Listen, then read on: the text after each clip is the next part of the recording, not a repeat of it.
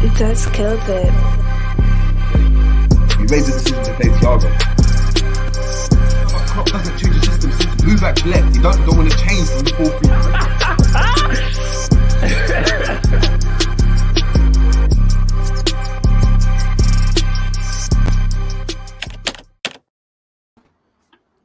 4-3. Boom, boom, boom. What's going on? What's going on, people? J James Show. We're back again on your screens. As you can see, another episode of the Tactics Board with the main man, G himself. Before, obviously, we get started, please, as you make your way in, please smash the like. Make sure you share, comment, and subscribe if you're new to the channel as well, please. Like, that's the entry for the show. This I mean, it's free, guys. It's free. It's free, exactly. So that's what we're looking at, man. G, how you been, man? Decent weekend? Yeah, for me, it was. I was fine. I was okay, man. I smiled this weekend. I was with my son. We had some good times, man. How about you? Yeah, it was a good weekend. I saw some good football. Yeah, well, some good football from certain sides, and some excellent football, and some not so good football from some other sides. But we'll get into it. We'll get into it. Yeah, let's just obviously wait for some people to go ahead in the chat. Obviously, we've got John Moore in the building. Glasgow Red chats. Like, big up, John Moore. Hope you're well. John Moore, let us know. Is this your channel, Glasgow Reds? If it is, please let us know, and we'll try to plug you. In the show 100%. As and when. That's a big up, John Moore. Yeah, man. So I think you know what. Have you? I'll ask you this question quickly before we dive in. Yeah. Have you ever come out of a first game of the season and felt the way you feel right now? We're going to get into how you really feel soon, but have you ever felt this way after a first game of the season before? In simpler terms, no. Okay. No. And it's such an ironic one because it's not a thing where, like, you know, we're really bad. We're bottom, we're getting relegated, where it's like, you speak to some United fans now and they're like, we need players, that we're struggling, and we're not in that position. We're not at all. Of course. But the annoying thing is, you know, when as fans we've been screaming for something for so long, we've seen something evident, and it actually transpires all in a game. So all the things we've been speaking about, and we'll get onto it, but the likes of your injuries, the system, the way we play, the abilities that some people would like to say, it's all that type of thing. So, you know, we'll see. How about yourself, man? That question's quite, I mean, before we get in, I think that's a very, very good question to lead with, man. I think I'm exactly like you, man. Obviously, we speak all the time, so we've kind of got a feel for how we both kind of are feeling at the moment. I'm the same, man. I've never walked away from a first game of the season with more questions than answers. I think that's the key. It's more questions than there is answers at the moment. So that's why it's been a bit like everyone's a bit tense at this present moment in time, man. Yeah, 100%. Let's just, before we obviously dive into it, let me just shout out a couple of people in the chats already. So we've got LFC Aaron in here from early, so big up Aaron. Big up Aaron, man. We got Phil Bander in the cut. Jeez, man, like Phil Bander. Bander's already starting in the chats. Jeez, what is going on? Yeah, Phil Bander there. Listen, great picture, man. Great trim. Big up Phil. We've got Azan Gul as well, so big up Azan as well. And we've got Assad going to Championship Fulham. Yeah, is that what you man are on? Assad, we're too early into the stream, bro. We're only 4 minutes in. Give us some time to get there, bro. 4 minutes, not even 5 minutes in, man's already started. Big up Assad. But all right, cool. Apologies if I feel a bit lethargic. Obviously, not only Liverpool's done this to me, but for us Ghanaians, you know, I just had watching it before, and I'm slumped right now. You're definitely slumped. So this is going to be a short one, guys. Is what you're saying? I already know it's going to be a short one. For those who don't know, it's going to be a short one. But please. Yeah, it's just I'm really struggling right now. But I got my water here, so hopefully I get my second wind, and I'll be good. Where did you get it from? Or did you make it? No, I got it from Kate's Cafe, Plaster. Okay. You been? No, I've never been. That's what I'm saying. I'm kind of trying to find somewhere else where it does like some really, really nice. Nah, you need to touch there. If you're Ghanaian and you don't know, like Kate's Calf in Plaster, big up. It's weird. It's mad. I should even be plugged in a minute. Wow. Cool. We already got here, man. Obviously, big up KZ as well. KZ for days. Said, I'm glad G is on. Dying to hear. That's what I'm saying, man. The people have been calling for you. This is your show, isn't it? So I'm happy to be the host on this one. I'm surprised we're not going to get cancelled yet. I apologize if we do. I apologize. We can't get cancelled anyway. We can't get cancelled on this show. That's the great thing about it. We can get cancelled on every other platform, but not on this show, man. 100%. But cool. We spoke about, well, you weren't on this one, but it was the instant match review of Roms. Yeah. And as Phil's saying here, man, like so predictable. Nothing's really changing in terms of the system. It's going to be a long season. And obviously it's a very, very underwhelming performance. And to give credit to Fulham, they really, they played well. Now, I'd like to start like going into the game prior to having our preview. How do you think Fulham would set up? In terms of like formation-wise? In terms of formation, in terms of style, in terms of, did you think they were going to sit in a low block? Did you think they'll try play on the counter as much? Do you think they'll be a bit more direct? I mean, there might have been all of those things, but it's an open-ended question, really. It's kind of slightly, I did think that they were going to, remember I said that championship bounce, Fulham are not like a crap team. They can play a bit of football. So I thought to myself, with Marco Silva in charge, we just got to be careful in terms of they will try it at some point in time. And what I mean by that is, yeah, they will sit deep, but they're going to be aggressive in that tackle because it's the first day of the season, just because it's that. So first game of the season, everyone's on a high. They're playing against Liverpool. I just felt that they were going to have a bounce that we wouldn't have naturally because we're just kind of coming off a season, if that makes sense. They're coming off a championship winning, getting promoted season. So I was scared of that. It was, did we have intensity? If we didn't, we saw the result. Yeah. And in regards to Liverpool, how did you find them? Did you expect us to? We probably start. We start with it, but did you expect Bobby to start? Did you think we'd play the way we did? Do you think we'd start the way we did? What was your expectation? What was your expectations, really?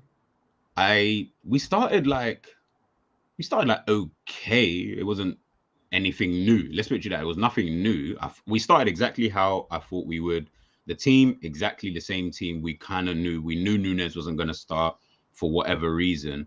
But I just felt that it was one of those games whereby I was hoping Klopp would be a bit more just braver, if that makes sense, instead of going for the predictable, as everyone is, I can see all in the comments, everyone's saying the same thing, predictable.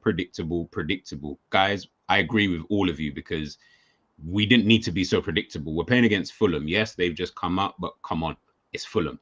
I expect to go there with Nunez, Carvalho even on the pitch, and we should blatantly still beat them without too much of an issue. But we'll get onto some of their players and team because like players, for example, like Palhinha, you spoke so highly, and I said this to you. You spoke about Palhinha, and I didn't know nothing really, like a little bit about him, but not too much. I know about him now. I'll tell you that for free. I know about him now, bro.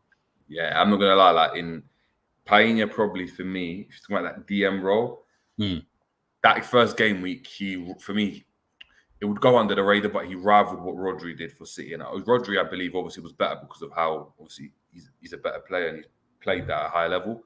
But if Rodri didn't have the game he did, I think Palhinha would be in that team of the week for game week 1. So anyone that's got him in fantasy football, laughing. Keep him in there.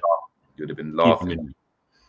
But cool. What about you, though? Like in terms of, because I remember when we were doing the on the show before you did the instant match reaction, we were talking about like predicted lineups and stuff. How did you kind of, obviously, let's even take away the whole predictable thing. How did you even think we would go into this game, though? I think we'd go in with a point to prove. Okay. I thought there would be a bit of a look, and I said it before, and maybe I was a bit too like hasty to say it at the time. But when we played the Community Shield, I was surprised by how we came out, how we played. the bounce we had, even though Bobby started Mhm. and all of that type of thing.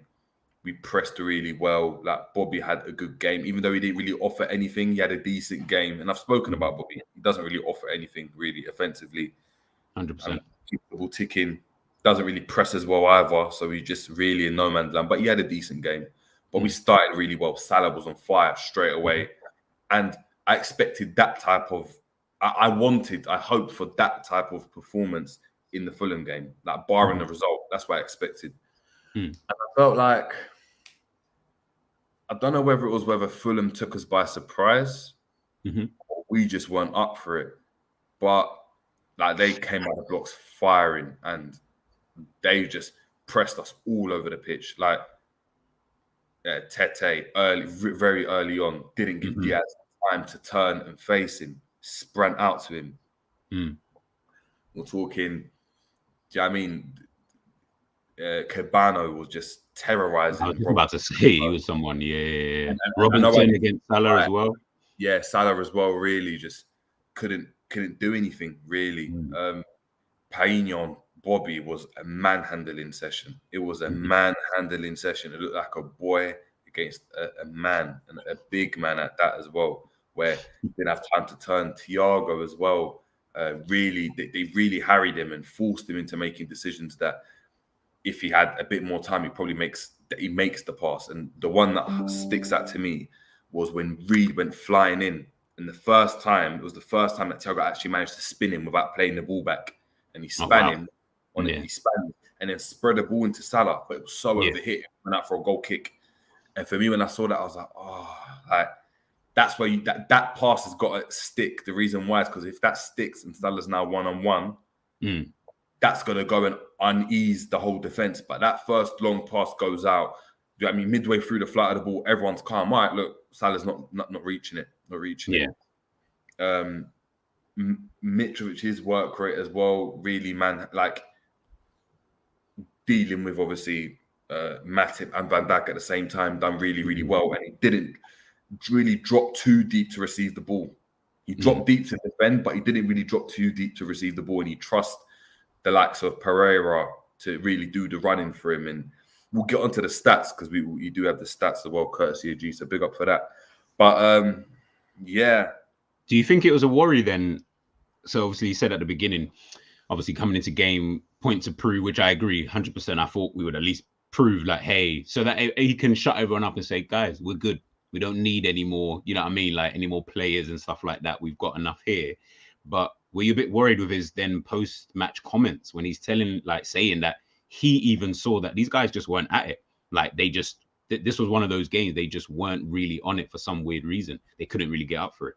Yeah, it is a worry. And do you know what it is? I'm going to put a caveat here. It's actually expected when you think about it. Okay. I thought about it today, and it's actually expected. It's expected. And everyone in the chat, like if you disagree with me, please state, because we're going to pull these up. But I think it's expected. We've said it for so many times. Liverpool have gone so close so many times. How can they keep motivating themselves to keep doing the same thing? I mean, we do that. It's actually crazy the fact that we kept going up momentum and kept up this momentum. It's actually a credit to them and the players and the staff. But at one point, they're going to dip. And it's not going to be because of injuries. It's not going to be because of this. And yes, there are injuries, but just the performance in general. You cannot keep sustaining this type of performance with the players without freshening things up. 100% agree. You can't. And whether that the freshening things up thing is a freshening up of system, a freshening up of if this was a new league, it might have. Do you know what I mean? If we were in the Super League now, it might have freshened up the players. Do you know what I mean? If we get a couple new players, that freshens things up because that new players have to perform better. But we haven't done that for so long, and we've done it at such a slow rate. It's as Mark Hayes saying, it seems as though we've gone stale. We've gone stale, and I can't blame the players and that's why I said I can't blame Mane for wanting to leave. How can you keep doing the same thing? Over and over again. To keep doing the same thing.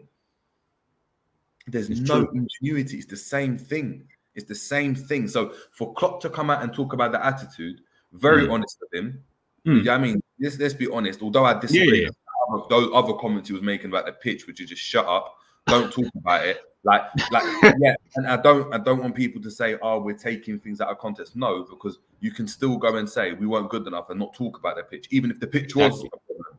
Even if it was. I don't care if Klopp had a stomach ache and couldn't, or do you know what I mean, his voice was broken and he couldn't speak to the players at half time.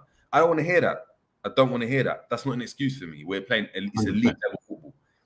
But at the same time, I understand it.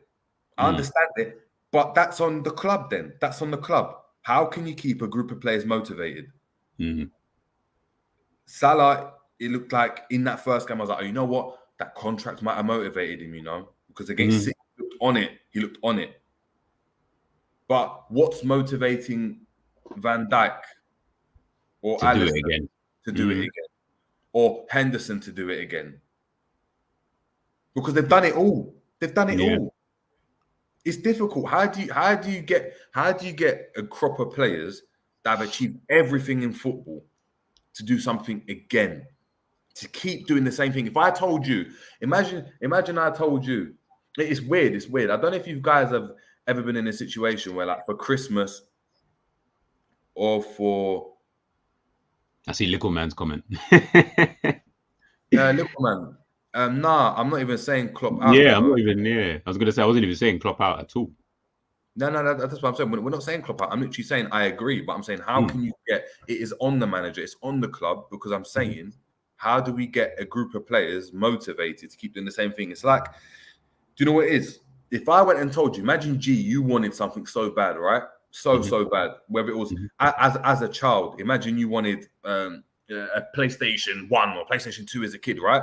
You wanted it for so long, You get it, and it's like it doesn't give you that feeling, that satisfaction that you thought you would after not having it for so long.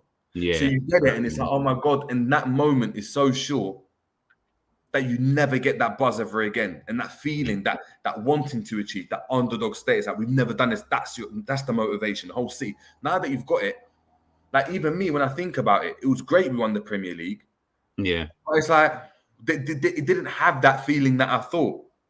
I remember when we won it, and I was like, and yeah, it might have been partly due to the fact there was COVID and that type of thing. But that feeling just wasn't there at all. I think I agree with you 100%, by the way. I think one thing I look at, and I don't like using there as an example, but I'll use Manchester United under Sir Alex Ferguson.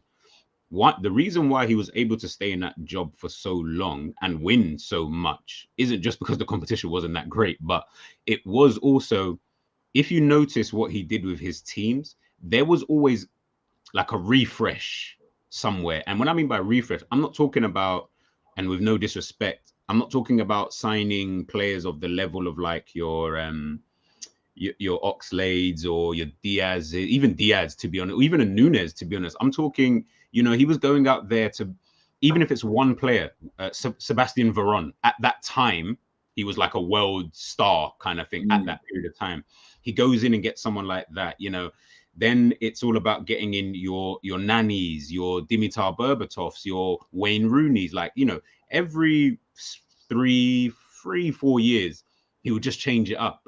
Even it's not a lot, it's not major changes, it's just enough to keep everybody on their toes, and at least that way it just keeps everything fresh. David Beckham goes to Real Madrid, well, guess what? We've got Cristiano Ronaldo. Do you get what I mean? It's like we've already got that guy in the wings. I was talking to someone the other day, I was like, right, how did Man United go from Andy Cole, Dwight York, to then having a front three of Tevez, Rooney, Ronaldo, to then having Van Persie? Like, can you not see it's constant? The level is still here.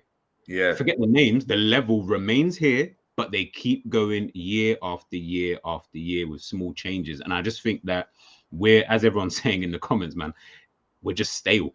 You've got the same guys who rock up to training. We all know where you sit. We all know what you eat. The lunch lady knows what she's going to bring everybody at this specific time, because it's the same players. And these same players, bar like maybe like Thiago, because he wasn't there when we won the league.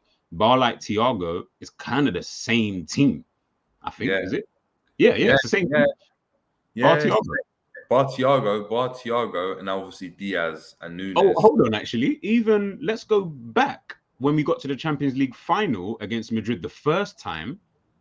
Let's see. Matip didn't. I think Lovren played that game. Karius, obviously. Midfield was the same midfield, bar Fabinho. So that's 3 players. And then the front 3 was the same front 3 until obviously Salah got injured. So you're talking only 3 players have really come in since what, 6 years ago or however long, or 5 years ago, whenever that was. That's not really freshening things up. We're keeping everything the same, man. And I think that's where our problem is. Yeah, I think when you think about it as well, is in regards to, there's a lot of obviously talk about getting certain midfielders out, doing this, doing that. These players are not good enough. Now, I've always said, I don't even think it's a case of, oh, this player's not good enough and that type of thing. Prove to me that you are. Prove to me that you are. If you bring in a player that's competing for your position, prove to me that, cool, like you can compete for that spot. If you're playing better than a player we bring in, good. That means you've done your job. At the end of the day, I want Liverpool to win. If we brought in an 8 and Henderson's his competition, but Henderson starts to play out of his skin, well, then Henderson plays for me. Yeah. It's not a thing of that where we get this player, now this player's out, we don't need this player. No. The whole point is that iron sharpens iron. Iron sharpens iron for me. And it's actually, it's mad when you think about it, because I don't know if you guys have seen, and people in the chat as well, the BBC Africa interview with Mane, where Mane speaks about why he had to leave Liverpool. Oh, yes. Yeah, and he says, I needed a change. He said, I'm so happy. This is the best thing that's ever happened in my career. Why? Because he probably spent 2 seasons or so, or 18 months, thinking, why am I not performing at the level? Why can't I get myself up for these games? Why don't I feel motivated? Why don't I have that same fight and grit? The difference is that when we signed a Mane from a Southampton, he had a lot to prove. Yeah, African player coming from where he's come from, playing for such a big, like, do you know what I mean, establishment in football, challenging for major honours, things that he probably only dreamed of. When you do all of that and you complete all of that and you've got to do it again, now that's difficult. Do it again. He's done it again. Do you know what I mean? Then there's a season where everyone's injured and it doesn't really work out. And then he's thinking, I'm not really performing. He's had to go to therapists about it. Yeah, I remember that. I fully remember. I'm not going to lie. I'm pretty sure Mane probably sat down with a therapist and the therapist told him, you know what? You need to change. You need to change in your life. You need a different environment. It's like at work. You can't stay at, do you know what I mean, in the same job over and over again.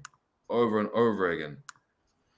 Before, obviously, we head in and look at some of the comments before we kind of dive into the tactics.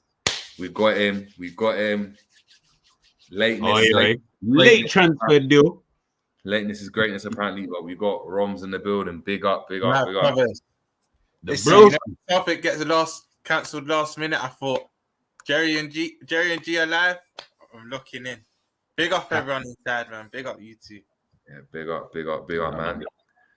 But yeah, let's just run through some of the comments because I know the comments are flying. I know a lot of us have got a lot to say in regards to the game. Just while you're looking at that, Roms, I'll ask you the same thing I asked JJ at the beginning of the show. Yeah. Have you ever come out of a first game week ever in your Liverpool supporting career and felt how you feel at this current moment in time? Obviously, I know how you feel already. So you know what?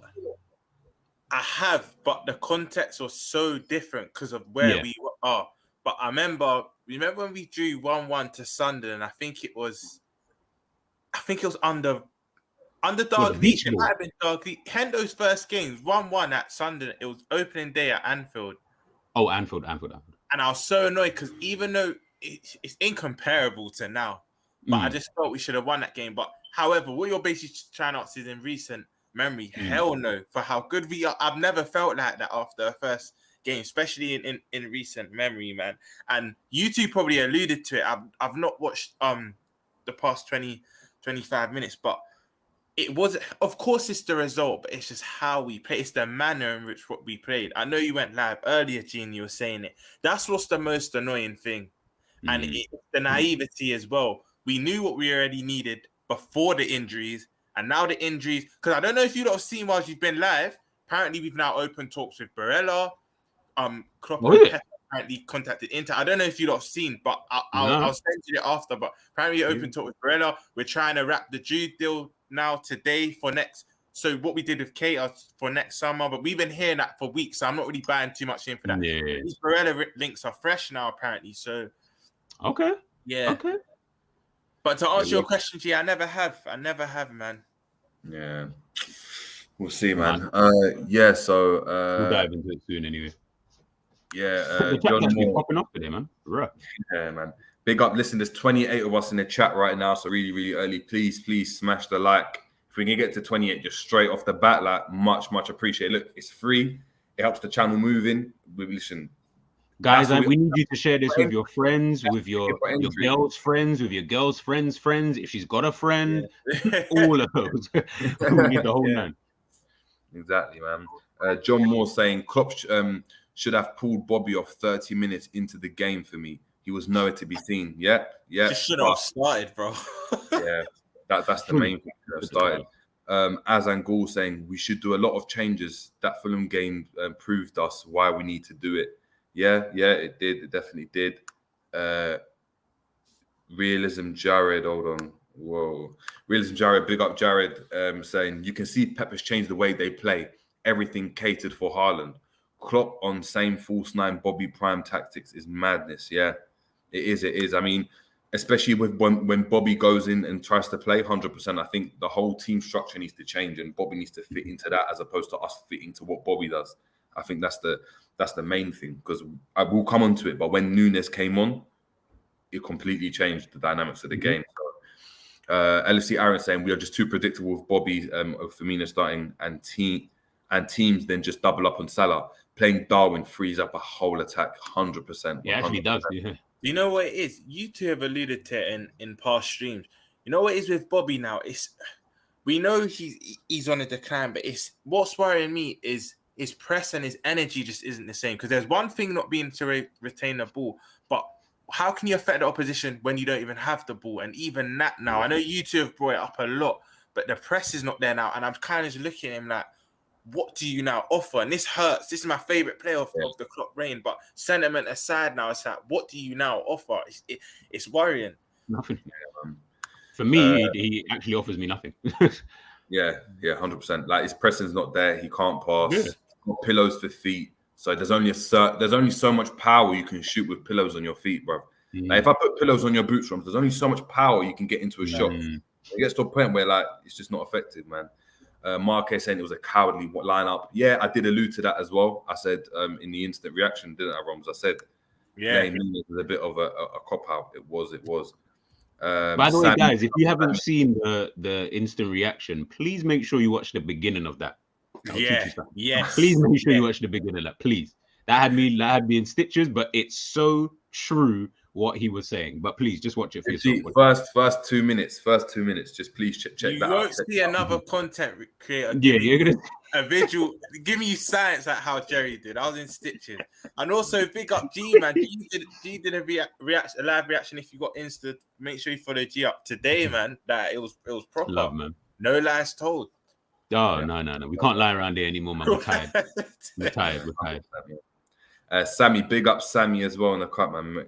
Big up. Saying Sammy. Nunez is a problem. He has to start from next week. Yeah. Stefano, a bit of a light-hearted question, this one. He's saying, yo, question, guys. How many LFC shirts do you guys own? Ooh. A lot. If you're talking ones that fit. Yeah. Because I got bare, but if you're talking ones that fit, maybe only like 4. But if you ask, I got like 10. But even this one, bro. This one's look. But I like that kit. Though. I like that one. No, but I like that. This was a baggy thing. It was a baggy thing. It doesn't fit. Like it's just. I've got that Gerald on the back, and it's just tight. If I try and get into it, my head will be all stuck and long. It's tight. But yeah, I can't have my belly showing. Only got about 4 or 5 that actually fit, but in terms of totality, a lot. But they're all so small. They're that age 7 to 8 and that. Literally. I probably got about. I stopped buying them when we got tonight, to be honest. Yeah, I probably got about 30, 35. That's when I started. You know, I don't own a single. That fit. Oh, okay. Did any of you buy the Warrior? Because I don't own a single Warrior kit. I did. Yeah. And we were with them for 2-3 years. So that was about 9 kits in itself. I didn't buy, but yeah, I didn't really like the whole American change and Warrior. But I started buying from New Balance again. I had the collar one. What color was that? The Warrior one with the collar. I'm lying. Oh yes. And we qualified for Europe, the black one. Oh yeah. Okay, yeah. I did buy one Warrior. I just told her I bought one because we just returned to Europe. Balotelli, I thought it would be the oh my lord. No, you try to get gas to your boys like, yo, you man, I'm in the Champions League now. So we like we just got in. This is the third kit. Let me buy it. But yeah, that's the only one I bought still. It's man. Wiener saying, if Fulham went down, Payne would be a nice pickup for a refresh of the DM role. But let's see how the season goes.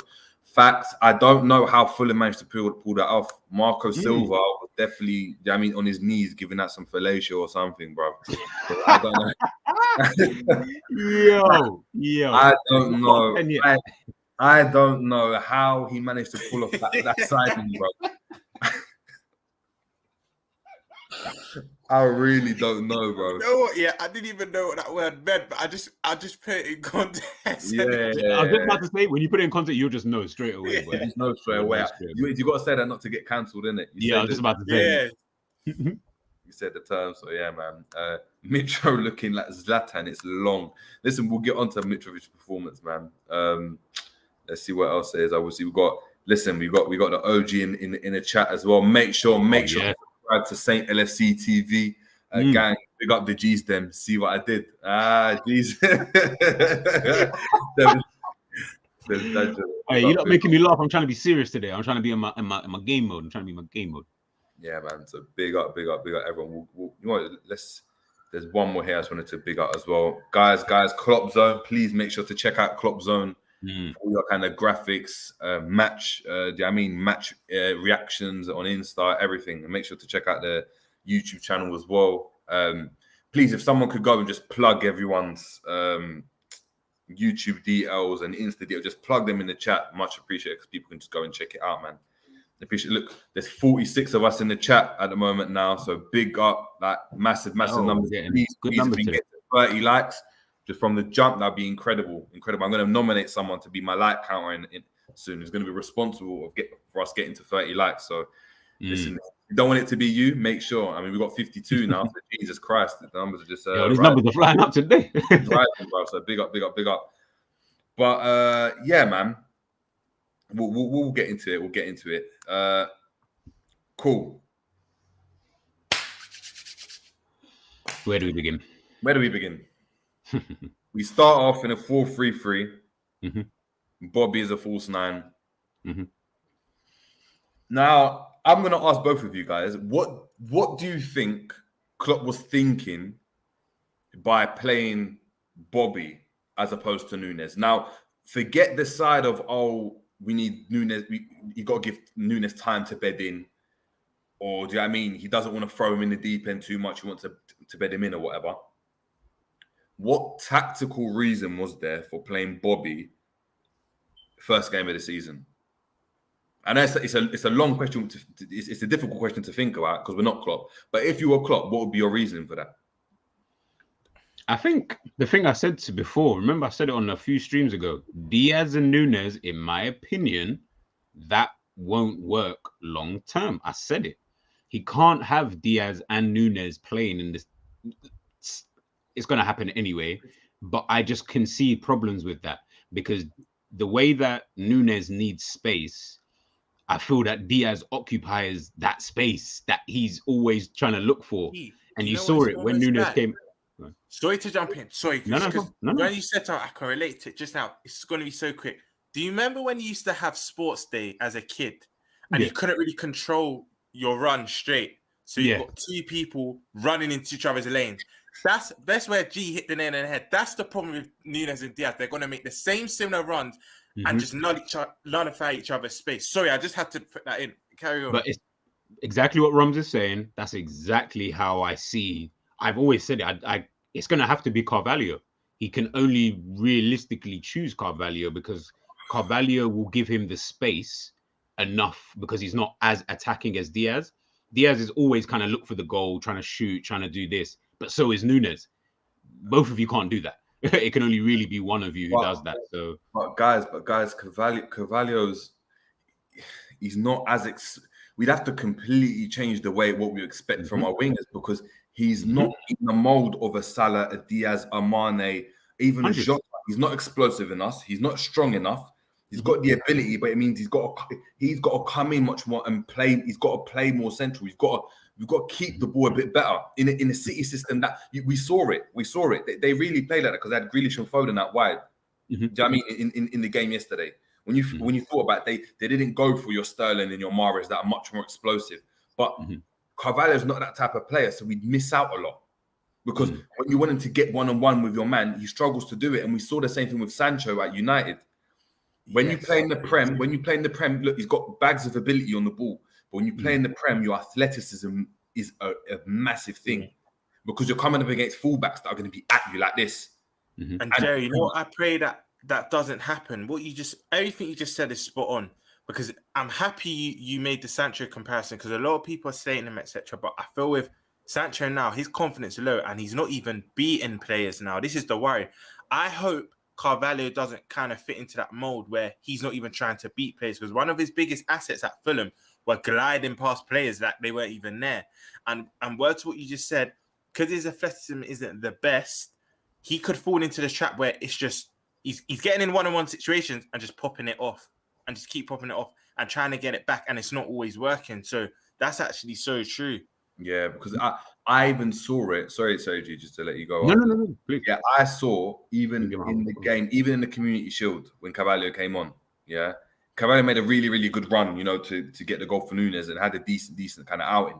But anytime he tried to go on the outside, he got eaten up. I understand he's young, and I understand he's young, and I understand. Do you know what I mean? He's not going to have that type of mass.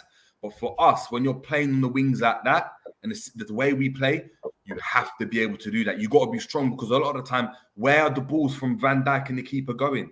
They're going out to our wide players. So you got to have the ability to essentially pin your man and play as a target man. And sometimes, the minute Alisson, the word you said, the minute Alisson and that normally get the ball, their first trigger, they completely miss out the midfield. It's literally to the flanks. Exactly. Yeah. And if it's to the flanks, of course, there's going to be times when you're in space and you get found, right? But a lot of the time, what's happening is that we're only going to Salah, because what happens is we can go to Diaz, and Diaz has got the ability to do it. But anytime we've played anyone else there, it's always the Salah. Because before, when we had Mane, it can go to Mane as well. And we've seen it. Even the goal against Bayern Munich, the first ball into Mane. Yeah. But then look what he had to do. Off his man, twist him up, turn him, cut back on his thing, and then dink it with his left. Like, you're expected to do a lot. It's not a standard winger's position. So it's going to be interesting to see how Carvalho adapts, because when we've got loads of the ball and you can float inside and do this and do that.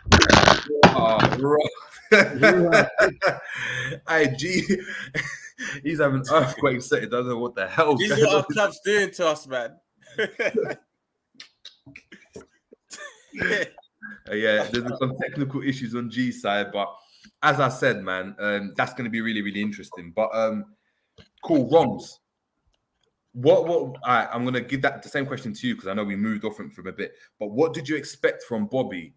Or why do you think Bobby started over Nunez from a tactical perspective, going up against Fulham? From a tactical perspective, the only real answer I can give to this is I know it's not prime Bobby, but similar to what he was doing in his prime, dropping in deep, collecting off Thiago or Hendo, and then making that space in behind for Salah and Diaz to run into. But where they were playing so narrow, and Diaz and Salah were kind of playing narrow, and I can't lie, to answer your question, it's for that reason, for runners to run in behind. But I also believe Paulina didn't let that happen as well, because every time Bobby tried to drop deep, he was on him. But yeah, to answer your question, I truly believe it was for him to drop in deep and create them runs in behind, honestly. All right, now, do you think that was a bit naive from Klopp then? Because that's something that we've done for so many years now. Do you think that was naive? Do you think that's something that Marco Silva would have sat down with his coaching staff and said, they're going to play Bobby probably. Bobby's going to drop in. So, Painha, I need you to be on him. and I need you to force him to play back, and that's got to be the trigger for then Reed and Pereira to press Hendo and Thiago and not give them, Fab and Thiago, and not give them any space to breathe. Do you think that was a bit naive then?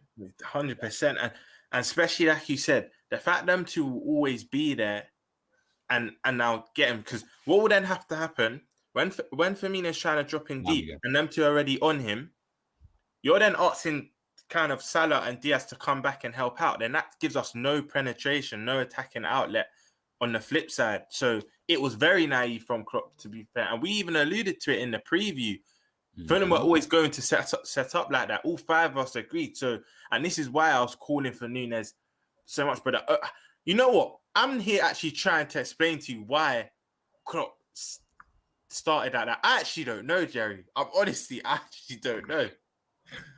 No, you got to realize one thing I will say though is you got to realize, as everyone said in the chat, and as everyone has been saying, we are very the same, stale. We do the same stuff. We've been doing the same tactic for the best part of however long. So everyone knows how we're going to play. So if I'm being real, all Marco Silva really had to say was just get at them. If I'm being honest, there's not much else. Just get at them. Get at them, get in their faces. They're not going to like it, because that's what we do to teams. We get in their face. We harass them. We press like pressing monsters, as we like to call ourselves, and which I do think we are. But with the way that Fulham were playing, it was as if Marco said, listen, everything else will take care of itself. We just need you to get at them. If we can stop there, and they're clever, if we can stop that pass back to Van Dijk potentially, if we can stop Fabinho or Thiago picking up the ball and just controlling play, stop Robbo getting that ball and having an option to even look at Diaz. Yes, we had a few chances here and there, but as an overall, I think Fulham really did contain us pretty well though. Like they seemed like they just had that game plan, was stopping everything that we were trying to do. It only started to work when Nunez came on, Diaz came off, Carvalho came on, Harvey Elliott came on, because now you've isolated Nunez. There's only going to be one up top, and you've just put people around him. That way, you've just got to find the runners. And Nunez is quick enough and has good movement. Players can pick him out, as we saw with his goal. Even before his goal, it looked like he was going to score because Salah played him in, and when the keeper saved it. So it was just stopping what we normally do. It was so easy. So easy. Guys, just quick housekeeping. We've got about 205 people watching the stream. So 200. So mad. I need 200 likes. Yeah. Listen, if we can get 205 likes, put it this way: if you get 205 likes, don't be making bets that you don't. No. But I will. If we get 205 likes by the end of the stream, anyone that's subscribed, they'll get nominated, and I'll send them out like a Liverpool tee or something. But not obviously like the obviously I ain't got the P's for the real Liverpool tee, but I'm talking about, like a Liverpool merchandise tee with like the Liverpool logo or like the Nike logo, the Liverpool. Like someone will go and get that. So we will do a giveaway because that is massive. Right now, currently, from what I see, we're on 30 likes. So the likes, obviously, they're not matching up to how many people are viewing, but clearly we're doing something all right. So please, guys, if you can get likes, that will much appreciate it, because like it takes a lot of time to delve into the tactics and rewatch the games and make sure that we can break down the game in a different way to, do you know what I mean? Just the basic analysis. Do you know what I mean? We're trying to look at the game, and we're going to obviously look at the positives of what Liverpool kind of have done well as well, and what positives there are. Yeah, of course. In the Palace game as well. Cool. Moving on from that. Mm-hmm. What do you guys think were the instructions from Trent? And we're going to start with Trent, because as you alluded to it, Trent lost the ball how many times? I think it was overall 38 times, but 18 times in the first half. Yeah, it's crazy. 38. Listen, it was 38 times in the it's that overall, but first half 18. And on top of that, and we're going to get up the stats, but off the top of my head, he had a passing completion rate of 60%. Now, for someone that's got the ball so much, that is criminal. Because, Roms, I've heard you now. You said the same thing about Jota with his 75. When Jota's been 75% pass completion rate, We've got onto him. Have to His keep the link up same got energy, great. yeah. This is that. So we need to keep that same energy because we're not talking about defensively now on the ball. Now the thing that is praised for 60% just isn't good enough, is it, guys? Because you know what as well, yeah. Normally, I don't know if do they count crosses and passes into the same? Because if that's if that had been like lower due to him maybe crossing a lot, I can hear it because maybe a defensive header out or whatnot. But this wasn't even to do with crossing. We just saw Trent just being dispossessed for fun. Even the 5-yard pass, the 10-yard pass. There was even a point where he passed it off the pitch, and I thought, yeah. You remember in the first, I'm thinking you're not up to speed, shit. Like this is just a bad day at the office for you, because when I saw that, and that's the one off the pitch, but when I saw there was a point where I think it was Dijk next to him, and it was actually a simple 5-yard pass, and I think Bobby Rees intercepted it. I thought, yeah, and that's where a lot of the times it's getting dispossessed. It wasn't a cross or trying to create a chance. It was literally that simple 5-yard pass, and that was worrying for me. That was worrying. I'm not trying to go too overboard because, again, maybe it was just one of them days because we don't normally associate Trent with this. Oh, of course, no, it's an isolated game. We're talking about the isolated game, not the player at all. But yeah. But yeah, it was Ryan. You're right, Jerry. I'm not gonna say I'm one of Jota's biggest fans, but I have to keep the same energy because he was, man. He was. At 60%. That's I didn't even know that. I knew it would be in and around that, but I didn't actually know that. Put it this way. He had 60%, yeah. Payne had 94.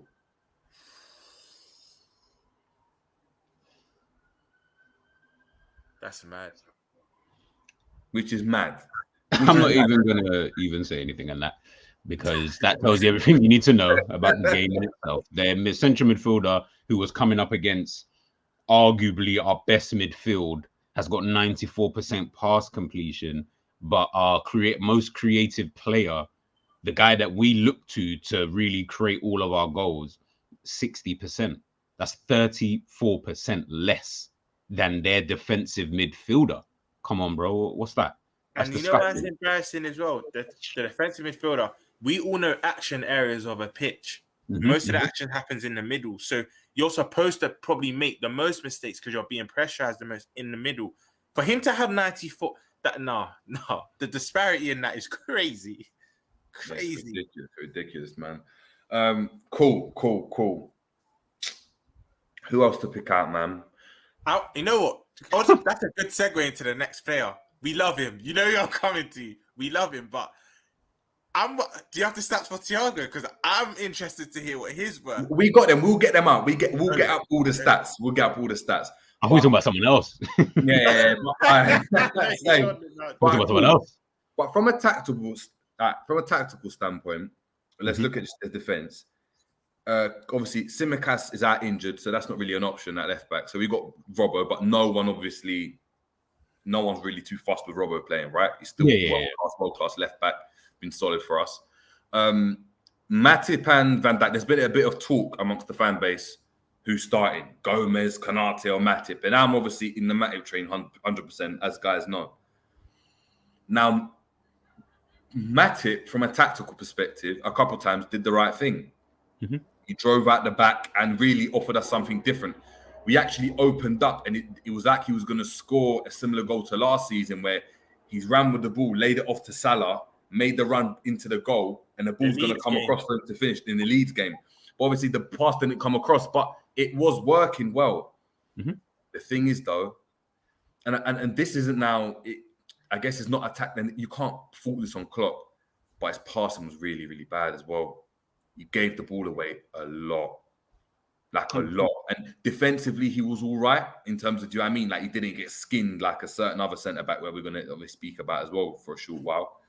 But I don't know what you guys think. Do you guys think a Konate would have done better in that situation if he was available? I know he wasn't, so I'm not trying to put this on Klopp or say, you know what, you should have played this player. But do you think Gomez or maybe Konate would have done better in that game? Do you think Gomez, no. Konate, maybe. Or do you think he should have come off? Do you think Matip should have come off maybe because of how much he had the ball? Think about how when we look at it, we had about 65% possession. We were in their half for a lot of the time with the ball. Do you think he should have come off considering how much of the ball he was getting and how much he was giving the ball away. Just to answer your question before, I think Konate, had he been fit, probably would have been more accustomed to this game. Even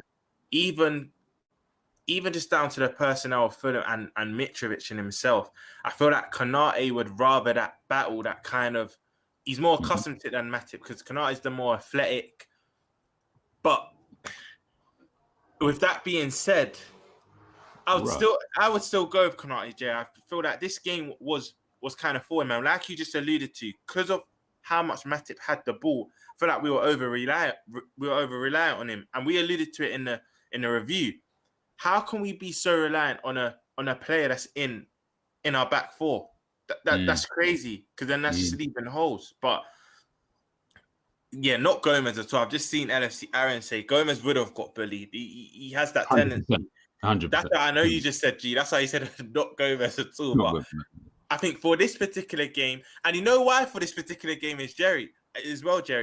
Let's be honest. Fulham weren't really playing a low block until the last 20 minutes. That's what I was saying, but they weren't even playing like that. Exactly, they weren't even playing a low block, so Matip wouldn't have even really been key for this game. So to answer your question, a fit Konate for me, defo would have started this from a tactical aspect and even personnel wise. He would have dealt with Mitrovic better than, I'm not even just going to say Matip, and than the both of them, Van Dijk and Matip. Yeah. Sometimes you have to match fire with fire, isn't it? Yeah, exactly. That's what I was looking for. You took it out of my mouth. And I'll be honest as well. When I go and play, so when I've played before, and I'm honest, I rather play against like Jerry. No, but listen, I rather this season I'm coming to see Jerry. Just letting everyone know. I'd rather go and play against a nippy type of player, because I feel like my timing's fine. I'll give you the channel to run into, knowing I can go and get them. My stride link will catch you up. But when you're playing against a big striker now, that's my side, and he's pinning me in a way that I'm not used to. Usually I can get man out of the way. But when he's doing that to me, and then he's just setting it off, and there's nothing I can do. All I have to do is just don't let him turn at me. But I can see him setting it off, and I can see our midfield not tracking the runners, and now the runners are running at us.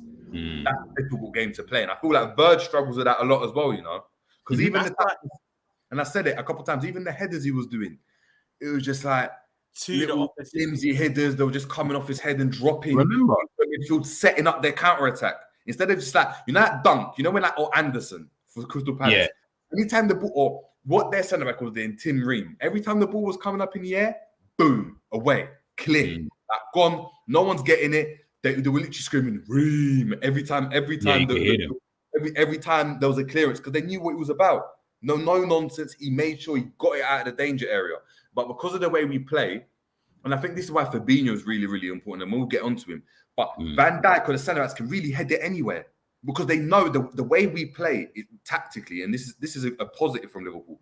Usually, we eat up those second balls so well. Like, we're always in the right position to get those second balls, so it doesn't matter where anyone clears it. Like, sometimes you've even seen back to goal, Virgil, the ball bouncing, he just boots it somewhere, and it just lands up at one of our midfielders' feet. Oh, Jerry, the amount of times he's just done that, and sometimes you don't even know where the ball's landed. It's jokes. That's what I'm saying. I think when as Jerry just said there, which I actually find interesting, hearing from a centre back, that you would prefer to play against someone like I would have thought it would be the other way around, but you taught me something. Like, the way I look at Verge is, it's probably the same thing, maybe, because when you think about it, he doesn't come up against anybody anyway. Even when we are playing against three strikers, no one goes near him. They just kind of stay away from him, and they try and always go to the next centre back, whoever that might be, or another area of the pitch, like Benzema in the cup final. I don't even think he ever once saw the back of Van Dijk's shirt, because he didn't need to. Do you know what I mean? He knew he can just pin himself to whoever, I can't remember who played with him. Konate. He knew that if it's going to be a battle with Konate, it's just going to come down to physicality. As you say, you can play against that every now and again. But with Verge, people have that perception. But Verge, I feel, is a lot more uncomfortable with big strikers. Put a striker like Mitrovic up against him, I feel like he just gets uncomfortable, because it's someone who's just giving you a nuisance. And I feel like Mitrovic even targeted Verge purposely, because it might have just worked for their game plan. Get Verge out of the way, and then we can maybe X, Y, and Z, etc., kind of thing. Like I always look at Verge and think to myself, you barely come up against anybody, and the day you come up against someone who, as you said, a big striker, strong, can hold himself against most people. Now you look how you're playing. Look how you're playing. Do you think that's just a current issue though? I think that's been a problem for us the last 6, 7, 8, 9 years. Even with the Skirtles and Lovrens, the Bentekes and the Drogbas that were coming up against them. Jerry, because word to what G said, I'm not a centre back, so I never looked at it like that, Jerry. But I always thought centre backs, big centre backs like yourself, 6 foot plus. I thought you'd always struggle with the more low centre of gravity, nimble. But when you actually look at it, it's normally the bigger strikers that give you. No, because what it is, right? That's interesting. With this small winger, you're trying to stop, or the small striker, you're trying to stop them doing what they want to do, right? So whatever it is, their role, you're trying to stop them. So a lot of the time, these guys want to go and turn and face you, right? They want to turn and face you. So what you do a lot of the time, you get up close to them and you don't allow them to turn. Pop them off and you're running. If they're running at you, you show them a channel. And if you've got athleticism, like a lot of these centre backs have, so Konate, Verge, Matip, Rudiger, anyone, even like John Terry in his prime, Rio, you match their run and your timing's fine. You just need to nick the ball. And obviously out of 10 times, you might be successful 8 times and then 2 times they get through and they might score those 2 times, right? But no one, that's the nature of the game. But you can go and do that. The problem you've got with a big centre-back is he's not trying to get in behind. He's trying to set the ball. But you can't stop him setting it. So what starts to happen is you're battling with this big striker, right? Yeah. But what you're doing, you're giving up the advantage that technically you had, which is I'm goal side, because you're trying to step in front. So your timing's got to be on point, right? But what happens is that he goes and spins you, and now you're in trouble because you've gone out and to go and get him. You go and stand behind him and don't press him. You're allowing him to do what he wants to do. If the ball comes into Kane, Kane's comfortable getting the ball and just setting it, or Drogba. The ball comes from the end, and then he's off, and then he peels off to be an option. And now you got a problem, right? Because the 10's got him behind the DM, right? I was going to say this. It's helpful for other players. Let's say this was prime Chelsea. What would happen is Lampard gets him behind Mascherano or Javi or whoever, right? He makes that third run as the ball's being played. Drogba sets it, and then Drogba doesn't make a run in behind. He peels out wide. He doesn't peel out wide, but he just steps across to be the option as he sets it to Lampard, for Lampard to give it to him. Do you get it? As he goes and does that, now what happens? As a centre-back, do you go up to Lampard because Lampard's now free and he's the immediate danger, or do you step across and Marshall Drogba, right? And Marshall Drogba. Now you're in a conundrum. What do I do? Do I get out? Do I get out to him and press the ball, knowing he's going to pop it off to Drogba and Drogba's gonna finish, or do I allow Lampard to go and run free, and do I track the run of Drogba? That's the problem we've got. A lot of the times with the small strikers, they haven't got the size to go and set it. It's kind of a lose-lose, Jerry.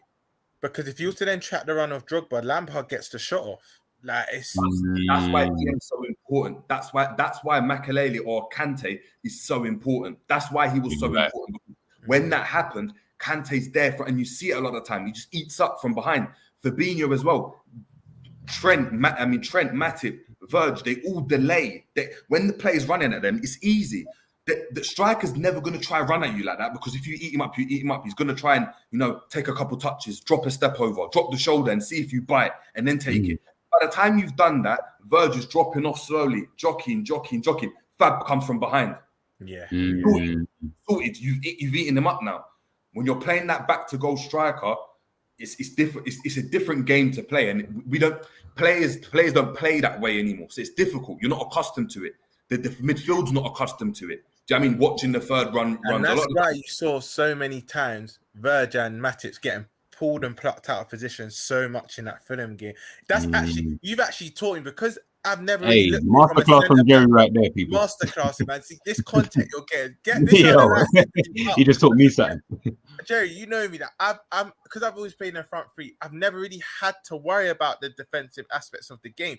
But I would always, before this stream, like, you've actually taught me a real valuable lesson, because before this stream, I always thought big centre back, you're rather the small, low centre of gravity, nimble player. But that's actually a wicked insight into a centre back, Yeah. Obviously, the difference you've got in this, obviously, is swings and roundabouts because you have a fast type of striker and space in behind. Usually, you don't want the balls going in behind, right? But if you look at the most successful teams, because of the types of personnel they've got at the back, right? And it's different to like how a Rio played or when a John Terry played, where they might have not had that type of athleticism. The likes of Verge, Rudiger, your Fofanas, your Kimpembe, they are rapid players. Yeah, quick. Having time to go and get back is fine. If you're controlling the ball and you're only making a couple shuttle runs here and there, you're comfortable to go and do that. You can step up and play like that, right? But when you're playing deep and there's nothing that you can do, you can't get around this big striker and you're allowing him to dictate what's going on. Lukaku's great at that. Do you know what Lukaku does? And anyone that's watched, what's it called? The Arsenal All or Nothing. And we'll move on after this because I know I'm going off track. But No.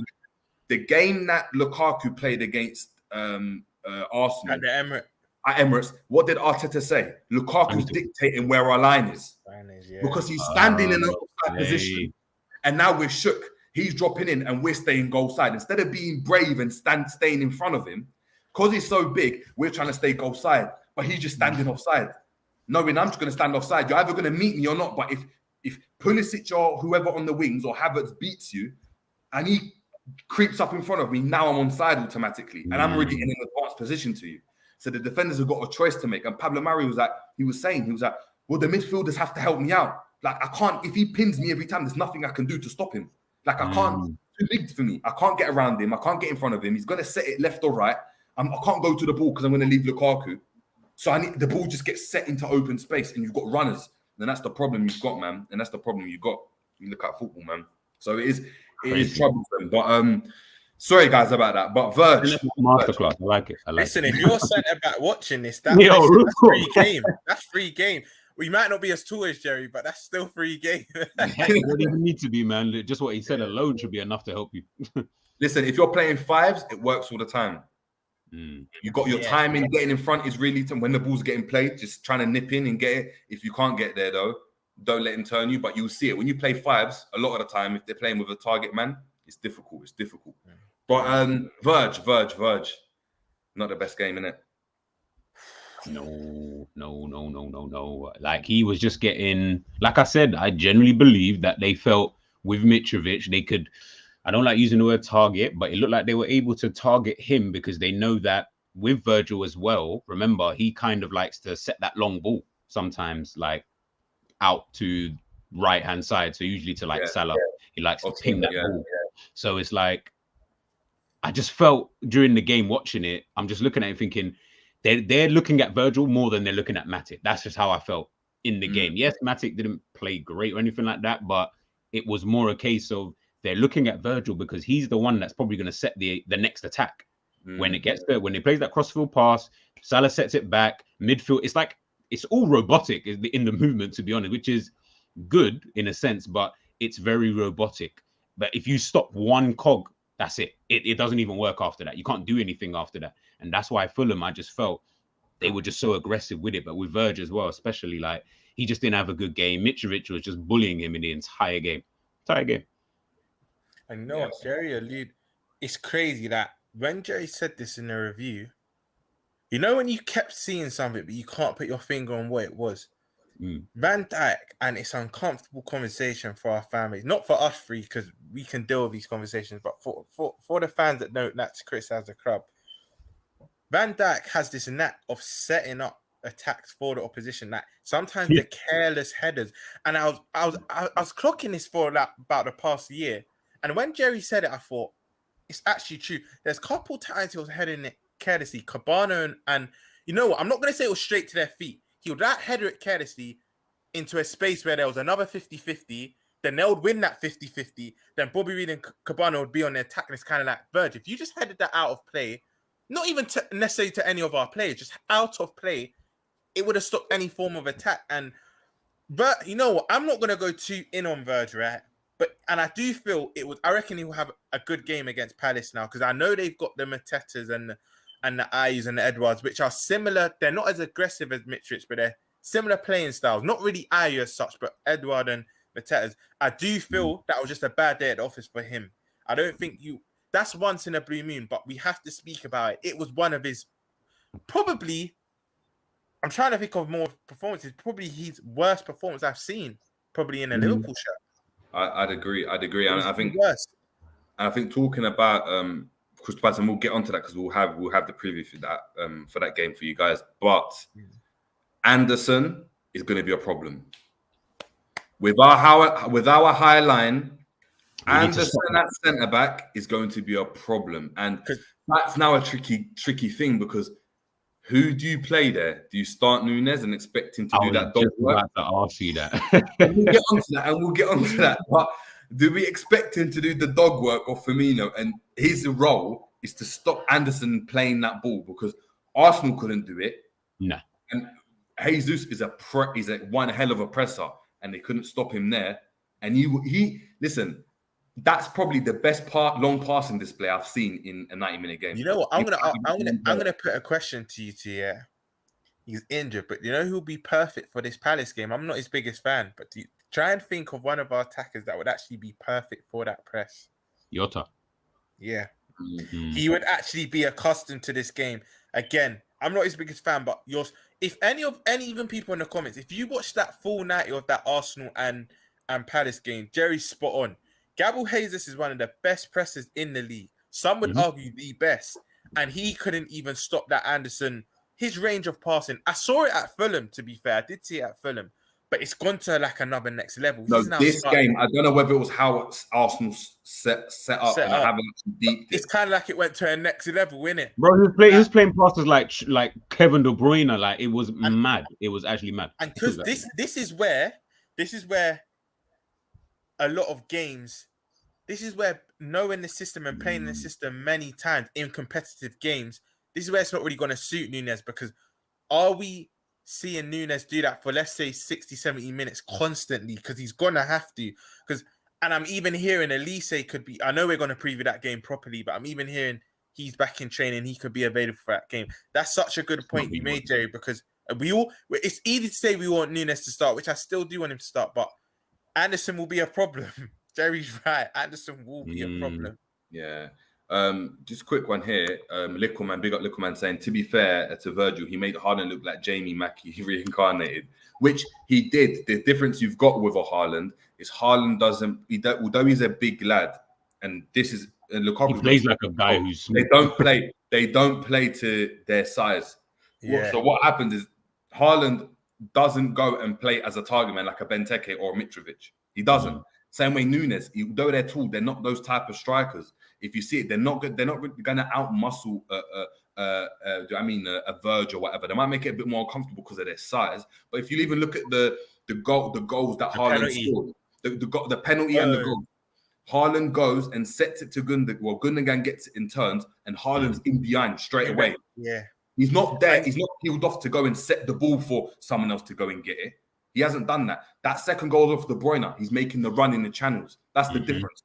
It's easy for Virgil. It's easy for him to defend like that, especially when he's not coming up against a Messi, where stride lengths are very similar. Now it's just about who's stronger. And Jerry, I'm happy he said he's running in the channels, because what a lot of strikers are taught is to run in between centre backs, but that's not always the smartest, because depending on what side it is, either one of the fullbacks can come and cover. What Haaland was doing so well yesterday, I knew it would be a problem, but when I thought it's going to be a long season if he stays fit, he runs in between the fullback and the centre back.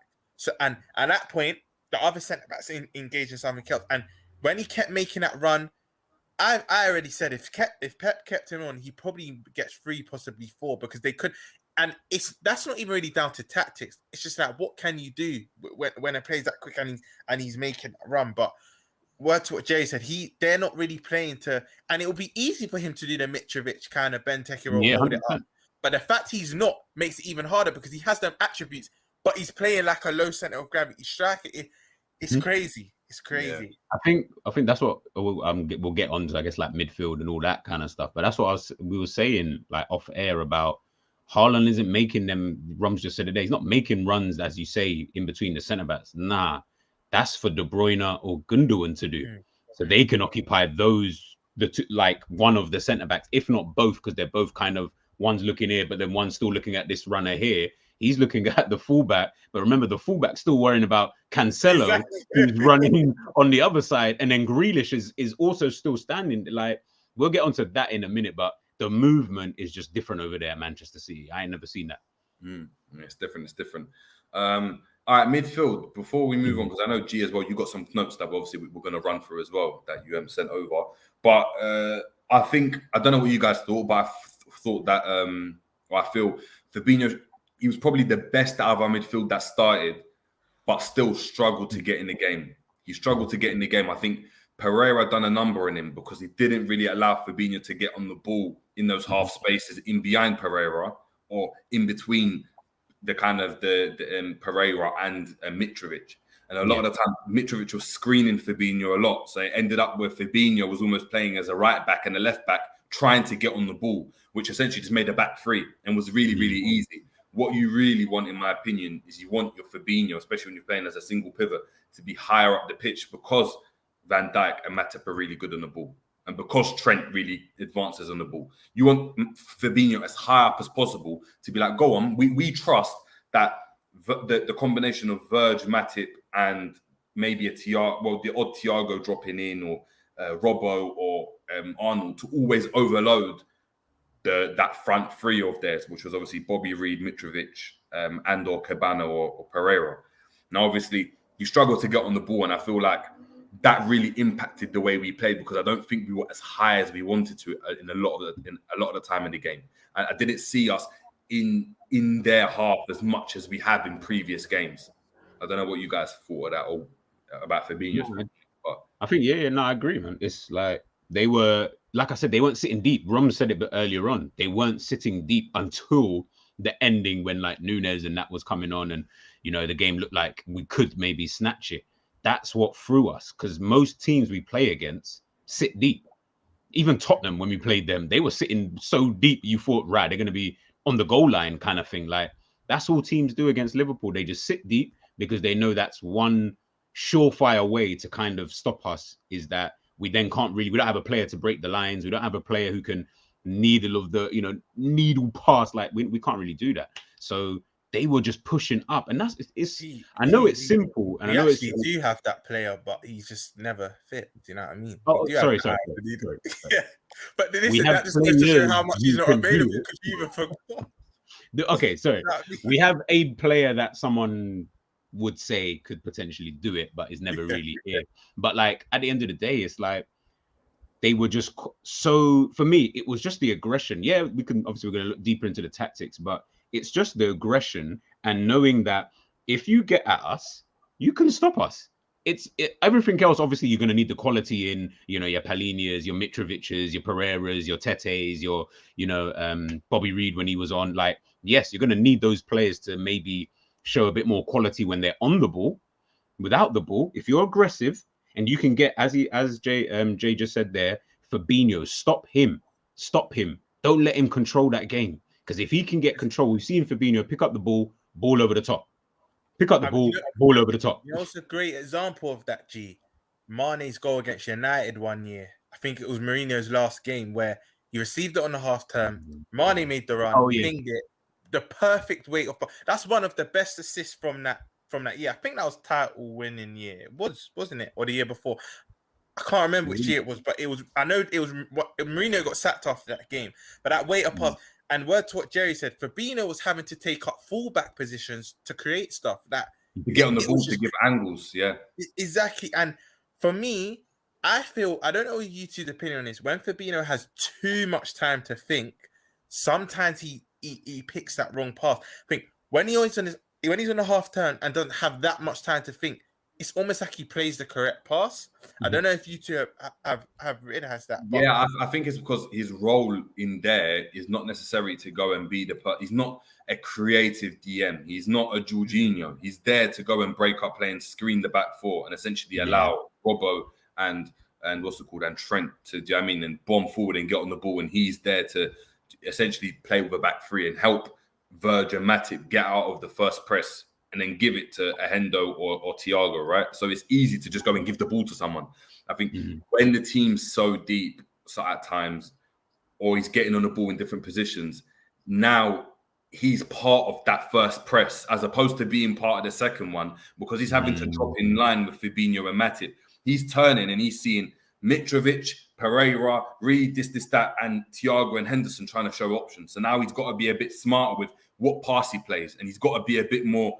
He's got to have a bit more ability in terms of maybe reversing. And that's why Thiago is really good in that role because he's the one like out of the 2-8s. He's the one that drops in a bit deeper when Thiago can't get on the ball. I mean, Fabinho can't get on the ball, and he's the one who gets on it, turns, and then tries to go and find the ball into feet, or find Henderson, or find Fab that maybe might have advanced, or whatever it might be. And I think that's where the problem. But I agree, Rams, 100%, man, 100%.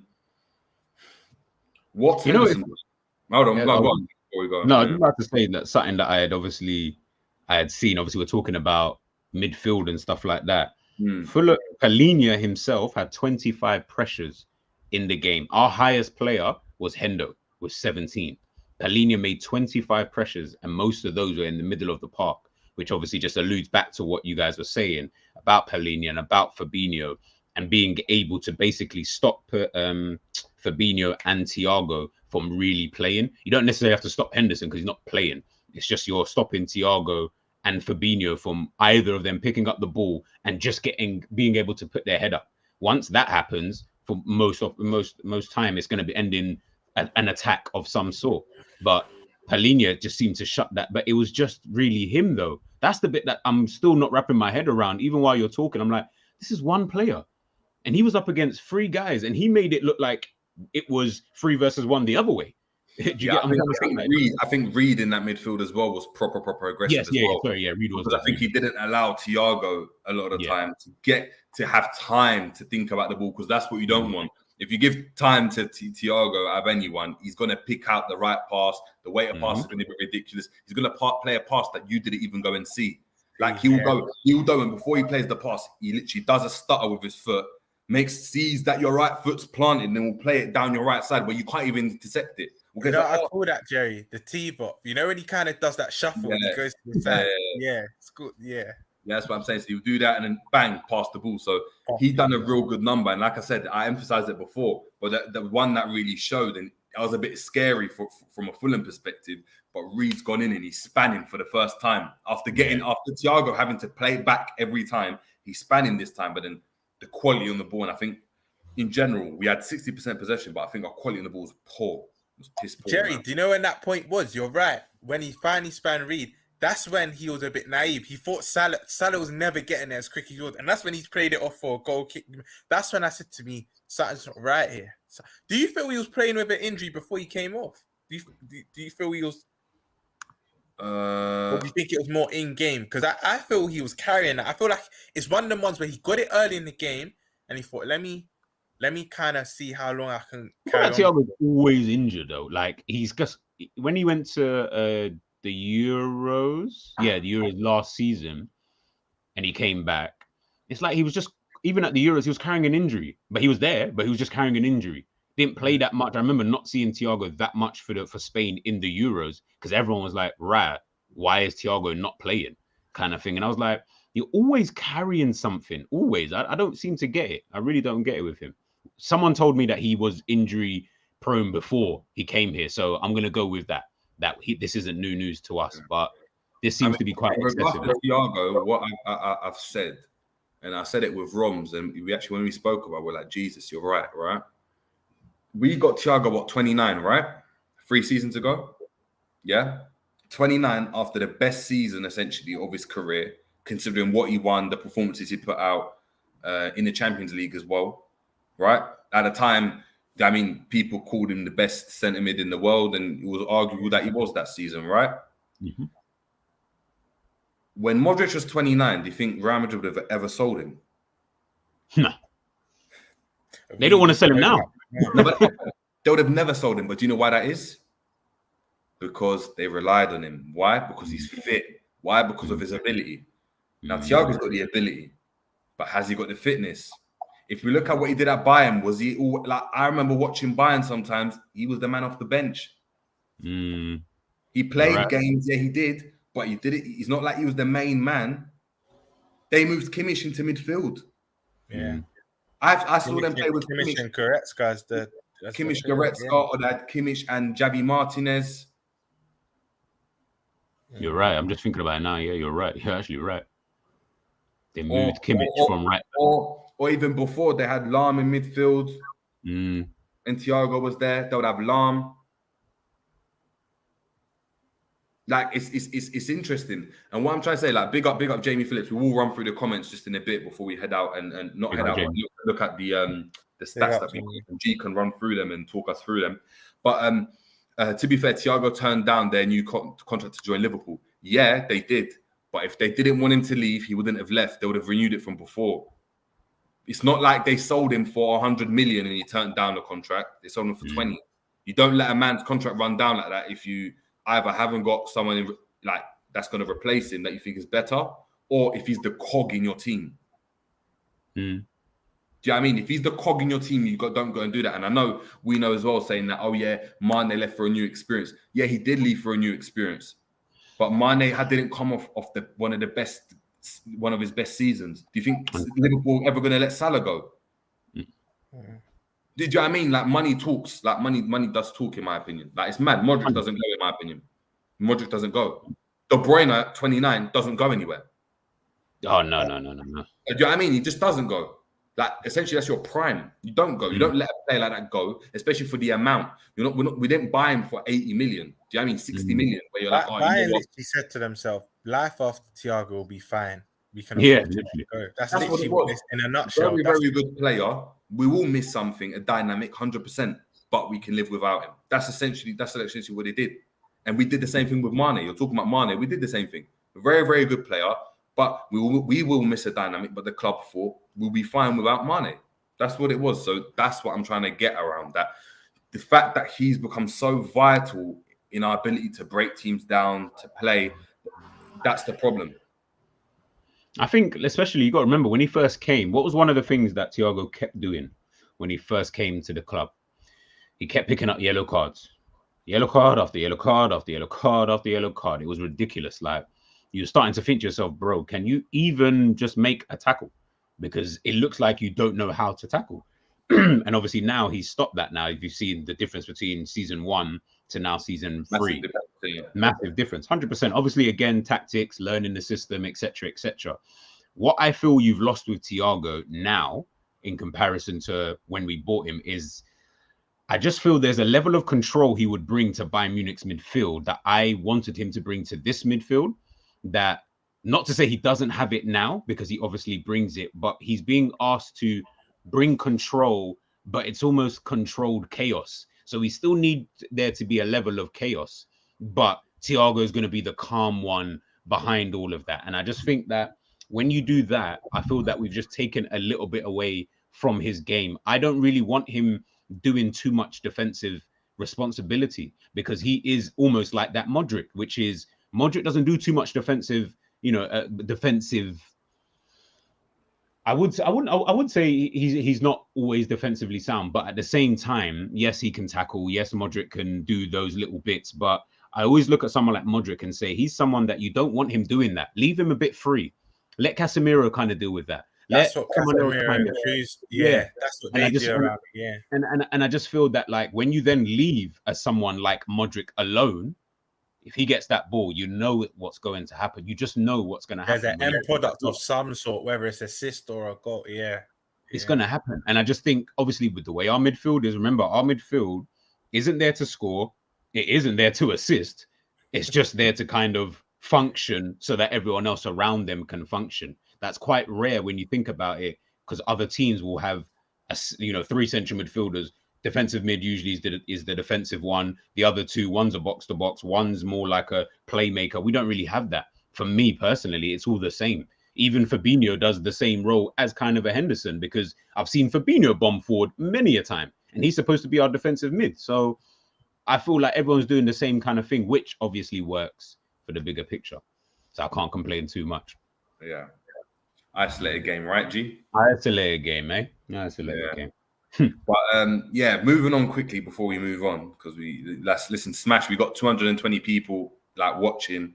I think we only got about at 35 likes, which is obviously quite criminal considering how many people are watching. So please, if we can get those likes, that's amazing. I'm actually on 37, guys. So if we can keep just smashing up those likes and racking them up, appreciate a lot. I promise we're going to get into the comments after this one. It's going to be quick. Forwards, a lot of the same tactics in it in the first half. Anyway, before Nunez came on, out hitting runs from Diaz. I know. G, you got the notes on there, isn't it, in regards to obviously how we essentially played. So we obviously started as a 4-3-3, but then we changed. It's like we started 4-3-3. Well, no, sorry. We played 4-3-3 for the first half, but what started happening is then as the game started to progress, Bobby went into almost attacking midfield, and Salah and Diaz were actually playing up front. But they were you in your head, you're probably thinking, no, I saw Diaz out wide. Yes, you saw him out wide, but they were coming in so narrow. Most of the game was played in central midfield, in those areas. Those two would come in so narrow. It was a 4-4-2, but just with a diamond. Fabinho would drop in attacking mid, and he was supposed to be the guy who would obviously then feed Salah or feed Diaz or feed someone to then be able to play. But again, I don't even understand why you would do that, because the problem you then have is your width is only coming from, as we know, Trent and Robbo. But if those two get isolated in the game, you have zero width. Zero. You don't have anyone to do width anymore. Diaz now has to pull out wide. And I feel Klopp saw that, hence the reason why I say he had to take off Diaz and bring on Carvalho. That's why he had to kind of change it, because how the game was going, you couldn't have Diaz and Nunez on the pitch at that same time. Because if for that tactic to work, how does that work? You get Nunez is not going to go attacking midfield I'll tell you for free. That's not happening. And then so if that's not going to happen, but then that leaves space, up top. And I just think Klopp maybe did see that and said, you know what, it is just not working with the front three at this current moment in time. Salah can stay, but the other two, they had to come off, man. That was poor. Yeah, you can tell me about Diaz rattling the bar all day long. I don't even care, because for me, he needs to stop doing that. He needs to learn to fix up his end product, because I think if you sort out your end product, you never saw Mane taking 20 shots in a game. You never, ever. Unfortunate. You know what's so unfortunate for Diaz? The one time it was a worldie finish, it just didn't count. Yeah, exactly. Yeah, it was a wicked finish, because a lot of when a keeper knows a player's offside or they're certain, they'll just let the ball fly past them. But the fact, can't remember their keeper's name, but the fact he was still poised and he went to dive for it, Rodak. He thought it was in play. So if that was given, yeah, but you're right, Jay. You're right, G. It wasn't, but I just think that's unfortunate, because that's what we want to see more of. The thing is, look, just to touch on Diaz, at the end of the day, yes, we want to see. I like what Diaz does, by the way. His whole trickery, he scares. Like if I was a right back, he might not be the guy I want to play against on a consistent basis, because he will embarrass me maybe at some point in time. But there's a difference between embarrassment, i.e. Zaha, Balassi, and all of them kind of guys. And there's There's a difference, and big up to them. But there's a difference between embarrassing and there's a difference between Mo Salah. That's the difference. Because if you ask me to play fives tomorrow against Mo Salah or Zaha, I'd rather face Mo Salah, because I ain't facing Zaha, because he will just meg you all day long. Balassi will flip the ball over your head and do all of that. Mo won't do that. Mo is just direct, and I feel that Diaz is in the half mold. He is a little bit direct, but don't be fooled. I've seen him flip the ball over Reece James's head as well. Do you get what I mean? Mane didn't really ever do that. Mane was dynamic and was kind of a straightforward shooter kind of thing. And I think in this tactic, if it's going to work, he just stop taking so much shots, bro. Please, man. I'm getting annoyed at you taking this many shots, man. But do you know what it is? But do you think that's the fact that's because he's playing out wide on the left? Now, what I'm trying to say is, and maybe I'm throwing something out, if he played on the right, United used to do this. They played with a 4-2-3-1, would have a 10, and they'd have a striker up top. And Nani would be out wide doing that whole thing. But his end product wasn't about getting goals, about getting assists. So the first thing he does that, gets down the byline and bang, whips in across, or he cuts in on that left and plays in a cross or a pass or whatever. Do you think that could maybe be an option where if there was some tactical flexibility, we see maybe, I don't know, maybe Salah playing on the left a bit more, and I don't know. I'm just throwing that in there. Can you see Salah on the left? Well, he done it at Roma, but he done it at Roma. Okay. Fair enough. He did. I'm not saying he hasn't been great. He hasn't been great off the left in the Liverpool system. He hasn't. But what I'm saying is in a different system, where we've seen it. Salah played that ball into Nunez, right? Imagine Salah doing that off his left. And Salah's got real good movement where he can still get inside and get in those pockets. But do you know what? If Salah's playing on the left, I'm now asking him to beat players. And if we're being honest, I'm not saying he's incapable of doing that, but the evidence recently suggests he's not doing it enough for him to be man. And I know what you're saying, Jerry. A system change could maybe enhance that, but I've not seen that enough for me to trust him there. And I know it might sound absurd, but I do feel he'll just have to stay on that right. I do see where you're coming from, but I feel if we was to see Salah in that 4-2-3-1 on the left, a lot of the productivity is reduced. I don't think he gets... I mean, actually, to be fair, that's harsh. I think the assists might remain the same, but the goals, I think they'll dry up quite quickly. It's tricky, man. It's Salah on the left, Diaz on the right. Diaz on the right could work. Salah on the left, I don't feel like it would work. Yeah. But I feel like Diaz on the right could work, though.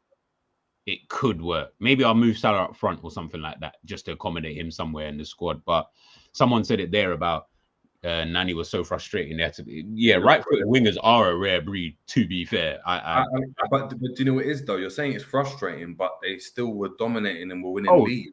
So that's what I'm saying is if that's the level of frustration where I'm frustrated, but I'm still dominant and Liverpool winning every game. Winning every game, winning every other league. I'm comfortable with that. I don't know about you guys, but listen, you already know. Listen, I will if I could see the future and you told me, if you drop Van Dijk tomorrow, you'll win 3 Premier Leagues, I'll pack his bags for you first. Don't get twisted. He will go quicker than anybody I've ever seen in my life. But we care about the success. Yeah, it's like, whew. My thing is with Diaz is personally. And by the way, no one take that out of context. He said if someone's going to cut out the if part anyway. Yeah, I'm just trying to do a mad thing, but it's fine. But like, no, I think with Diaz, listen, he's a good player, man, and he just come. I'm not even trying to. It's not on him. My frustrations don't even lie with him. It is more around other players within that squad that I'm looking at, and I'm thinking, why are you here? But Diaz, I just think, sort out your end product. Trust me, you're going to be one of the best wingers. Honestly, you'll be one of the best because you've got everything in your locker at the moment. You just need to be a bit more decisive. But as everyone's saying in the chat anyway, Diaz, Nunez, I'm telling you now, that is not a combination I personally think is one that we should think that's going to work. I don't see it working. Yeah, Asad's already clipping up. He is happening already. Sacrifice VVD. They never want to remember the after. That's what I'm saying, man. Never gets reminded, man. But cool. So we done that, and guys, now I'm just gonna run through some of these comments as well. Listen, big up everyone that's been in the chat. There's still about 150 of us still in the chat. Literally dropped off now. So listen, big up everyone. One Touch TV, make sure to subscribe to One Touch, saying, "Oh yeah, now my people, no money has made you lose a bit of fear of your fear factor. That being said, you'll be fine by next game. Fulham will just up for it, 100%. Hopefully, we'll see Crystal Palace aren't up for it. So, yeah, man. Ravi, big up Ravi, saying, lads, can we talk about the finish on Nunez goal? More finesse than Cardi B and Bruno Mars. Listen, that was a great finish. And what I rate as well is that he done that run once and done it again, which shows that there was a bit of cerebral thought to what you're doing. You didn't just make a run and it popped up. Do you get it? Not even just a run, Jerry. He done the run twice and the type of finish twice. Same finish. You know what I mean? We got to big that, man. Promo in the chat as well. So big up Promo, man. Hope you're good. Mark is saying Verge should reach pre-injury levels this season. Second season post ACL injury reconstruction. Yeah, hopefully, man. He's not even my worries, man. We need other players to get back to certain levels, to be honest with you. Yeah, Phil Banda, big up Phil, saying, I actually miss Jota, man. I think he's underrated and disrespected by some of our fan base. 100%. I think when you don't have players, yeah, chat to Roms, innit? Chat to Roms. Phil then obviously saying Firmino shouldn't be a starter for Liverpool Football Club in 2022. He's finished, man. It's sad, but he's done. 100%, 100%. Assad saying the main difference between City and LFC is the midfield. City make teams look bang average because they control games so well. You, man, don't know how to take the sting out of the game and play at your tempo. 100%. Do you know what it is? We know how to play out our tempo. Our tempo is heavy metal gun football in chaos. And that's the problem. And I've said it, that style of system doesn't help you to win a league of 38 games. And you have to be on point with it so much. And that's why we won the league back in 18-19 when so good for every single game. We didn't have a drop off at all. And what helps us, Jay, was being in less competitions. And that gung-ho type of football as well results in the plethora of injuries we have. Like, you have to take the rough with the smooth, but it's... Listen, if we knew that players would never get injured in a season, Liverpool would walk this league. I'm very confident of that. Not walk it, but we'd win it. Right? And this is why I say, right? Sorry to cut you. This is why a lot of Liverpool fans want to hear this. Cool. We got close to the quad. It didn't happen. But if you say to me, you get knocked out of FA and Carabao early to make your chances of winning the Prem and Champions League greater, I'll take that right now because Jerry's alluded to it. We don't really have the way we play. It's crazy. Last season we actually had, I'd say, the squad to do it, but it wasn't. It was to do it in 2 competitions, not across 4. We didn't have that. So now this season, now we've won the 2 domestic cups in the same season. I wouldn't mind being knocked out of the 2 to prioritize the main 2, and that's where I do think we'll excel in if we just prioritize the main 2 instead of having the other 2. Because that gung ho football, if we try and do that across all 4 competitions without the squad numbers, that's when you're going to pick up injuries, and it just won't work. It happened last season. That the proof's in the pudding. You know what I mean?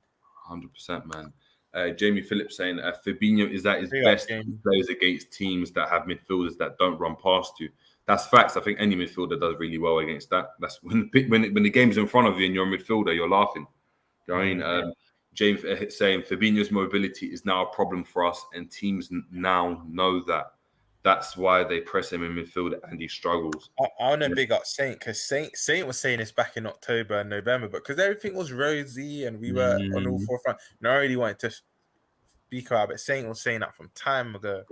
Yeah. Big up Saint, man. Sui Jr., big up Sui, saying Fabinho's life was easy when he had Gini and Hendo covering for him. Now that our RCM is more attacking, he has to babysit.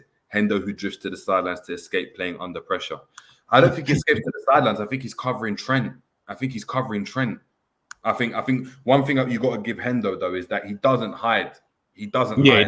We can't do that on Hendo. He doesn't hide. He's not. I've seen him in pressurized conditions. I mean, times when Fabinho, Thiago can't get on the ball. He's coming short to get the ball. He's trying to get on it. He's trying to start something. His ability compared to Thiago might be obviously limited, but it's still a quality player, and he doesn't hide. And I think that's why he's got the skipper's armband. So, yeah, man. But also, don't mistake that for thinking that we think he should be starting. No, my man needs to start sitting on that bench because he's not good enough. But he don't hide. I can't say that. I'll be lying. It's quite simple, because I'm not going to say simple, but when we give Hendo a lot of praise for covering Trent, but if you come down to the basics of just football, you're going to have to do that. You're going to have to work hard. You know what I mean? I feel like we give him a bit too much praise, and I feel like we can get... It's not as easy as just getting a player out of thin air. We're always going to have to identify and scout them. But if we can get a player that is technically better than Hendo and can do that role in protecting Trent, I think I'll just take us to but I think that 100%, but I think that limits you though.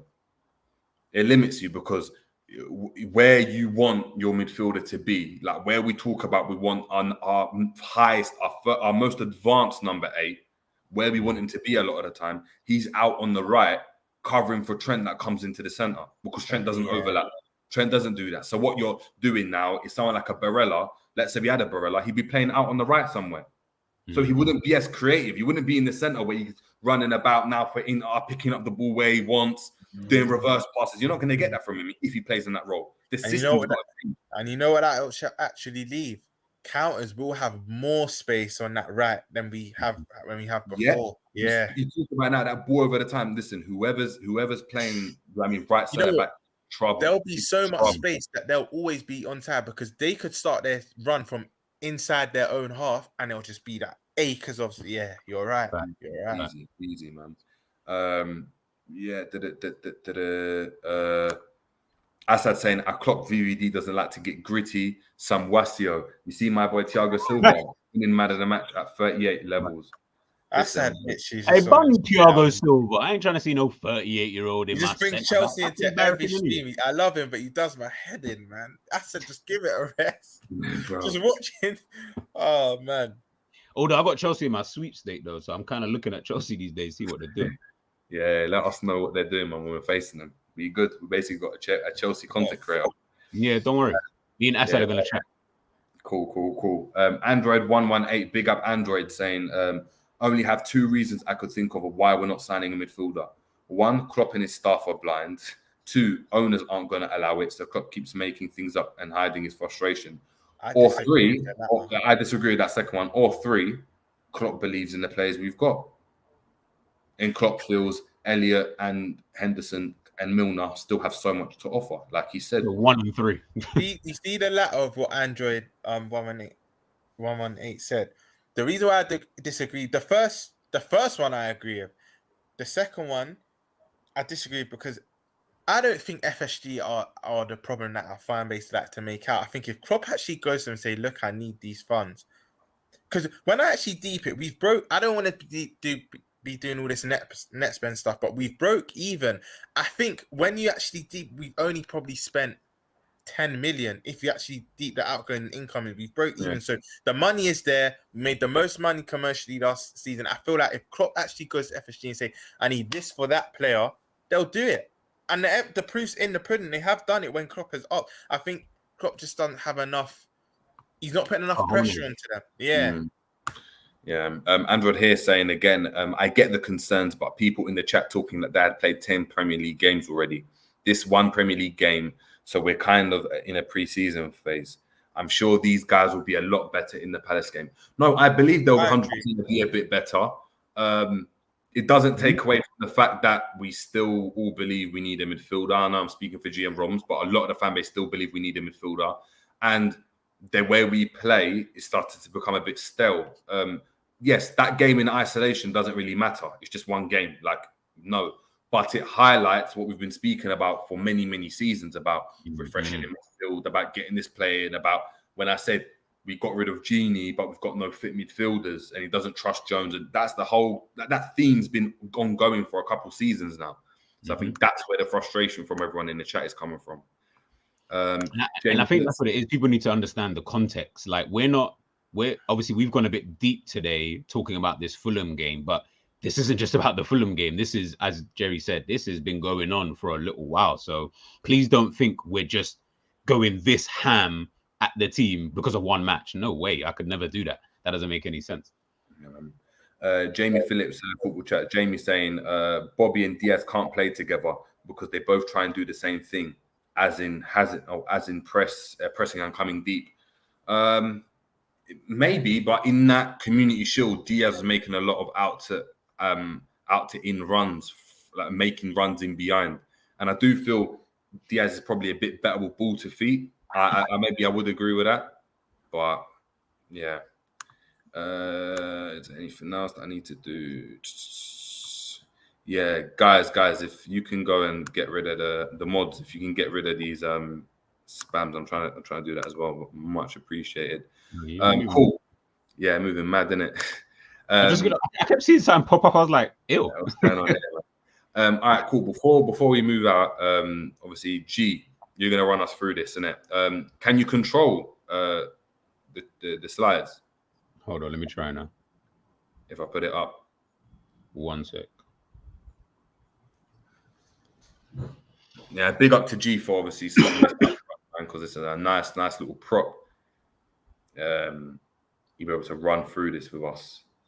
Guys, hopefully, let me know. Can you guys see this on the screen? Yeah, is that all? Oh, I can click slide and click slide. Okay, exactly. So you'll be able to run through us and just tell us basically what's going on in these slides.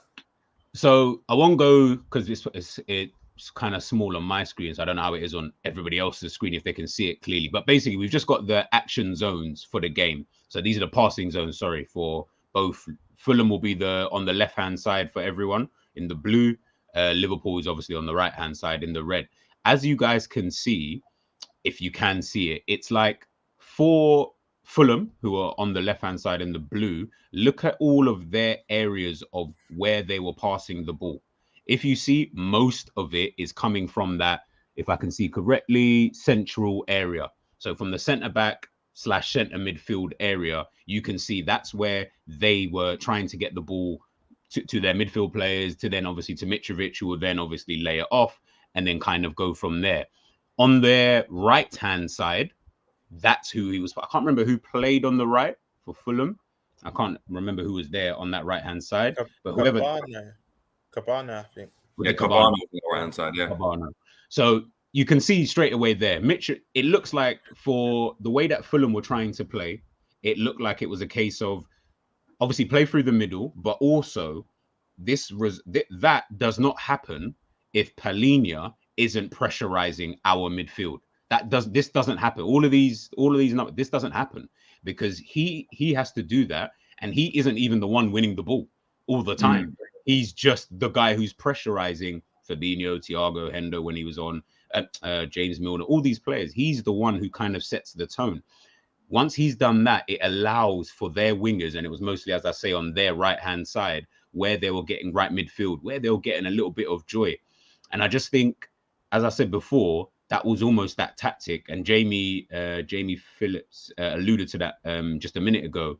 It's almost like teams are starting to target Fabinho, so to speak, where whenever he gets the ball, or if the centre-back's got the ball, it's almost like, don't press the centre-backs, don't worry about that. The centre-back's got to pass it to somebody. They're not going to dribble with it unless it's Matip. They're going to give it to one of the midfielders, usually Thiago when he comes deep, or it's going to be Fabinho. And once they were able to nullify that, that's where they were starting to set the tempo themselves. Whereas when you look at kind of, for Liverpool, most of our areas, from what I can see here, was kind of played centre-back-ish, from what I can kind of see here. But again, we're playing through the middle purely because Fulham have kind of made us do that. Remember, our game is played out wide. Our game isn't played in the middle. We don't have anyone in the middle to really do that. Our game is mostly played out wide, but we were almost forced into doing that. Obviously, again, as I said, with Klopp and the tactics and getting the team to go from a 4-3-3 into a 4-4-2, with Bobby obviously sitting deep. Of course, we're going to play a tad bit more narrower, but I just felt that was just purely because of the way that Fulham were playing.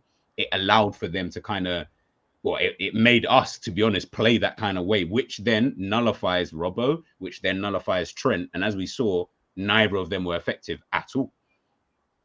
Yeah. Let me go to the next slide. Yeah, that's pass flow. So I believe that's kind of passes into opponent's areas as it's a bit of a breakdown. So if you look at Fulham there, I can kind of see it, but it's a bit. Yeah, shall I read it out? Because I've got a bigger screen, so I might be able to see it. This one.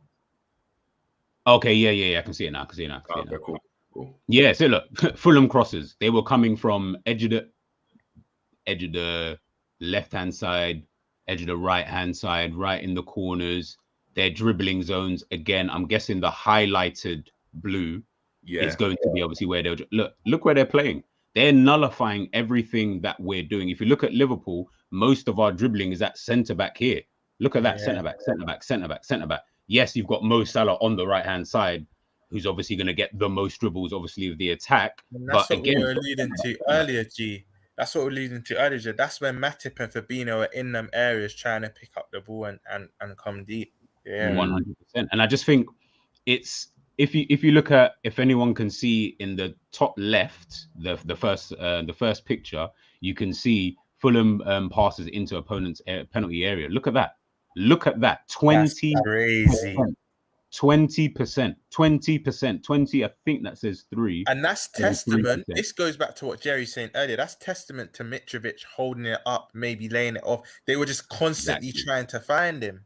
Exactly. That and is again, crazy. The Liverpool crosses, of course, most of our crosses are coming from the right-hand side. That's kind of our action areas. But when you're looking at Fulham, again, it's nullifying. They had 13% accurate crosses. We had, it looks like it says 26-ish. I haven't got the picture up on my phone here. What here? Let me see. That one right here. Yeah, 26%. Yeah, 26% accurate passes. Do you get? I mean, yes, Fulham played less passes than we did. So of course we're going to, because of the just down to numbers, we're going to have a higher success rate regardless. Anyway, just because we're playing twice the amount that we played, 546, they played 242. That you know what I'm saying? We're going to have that amount. But again, what you guys need to understand, even just by showing this, and I'll move on to the next slide now.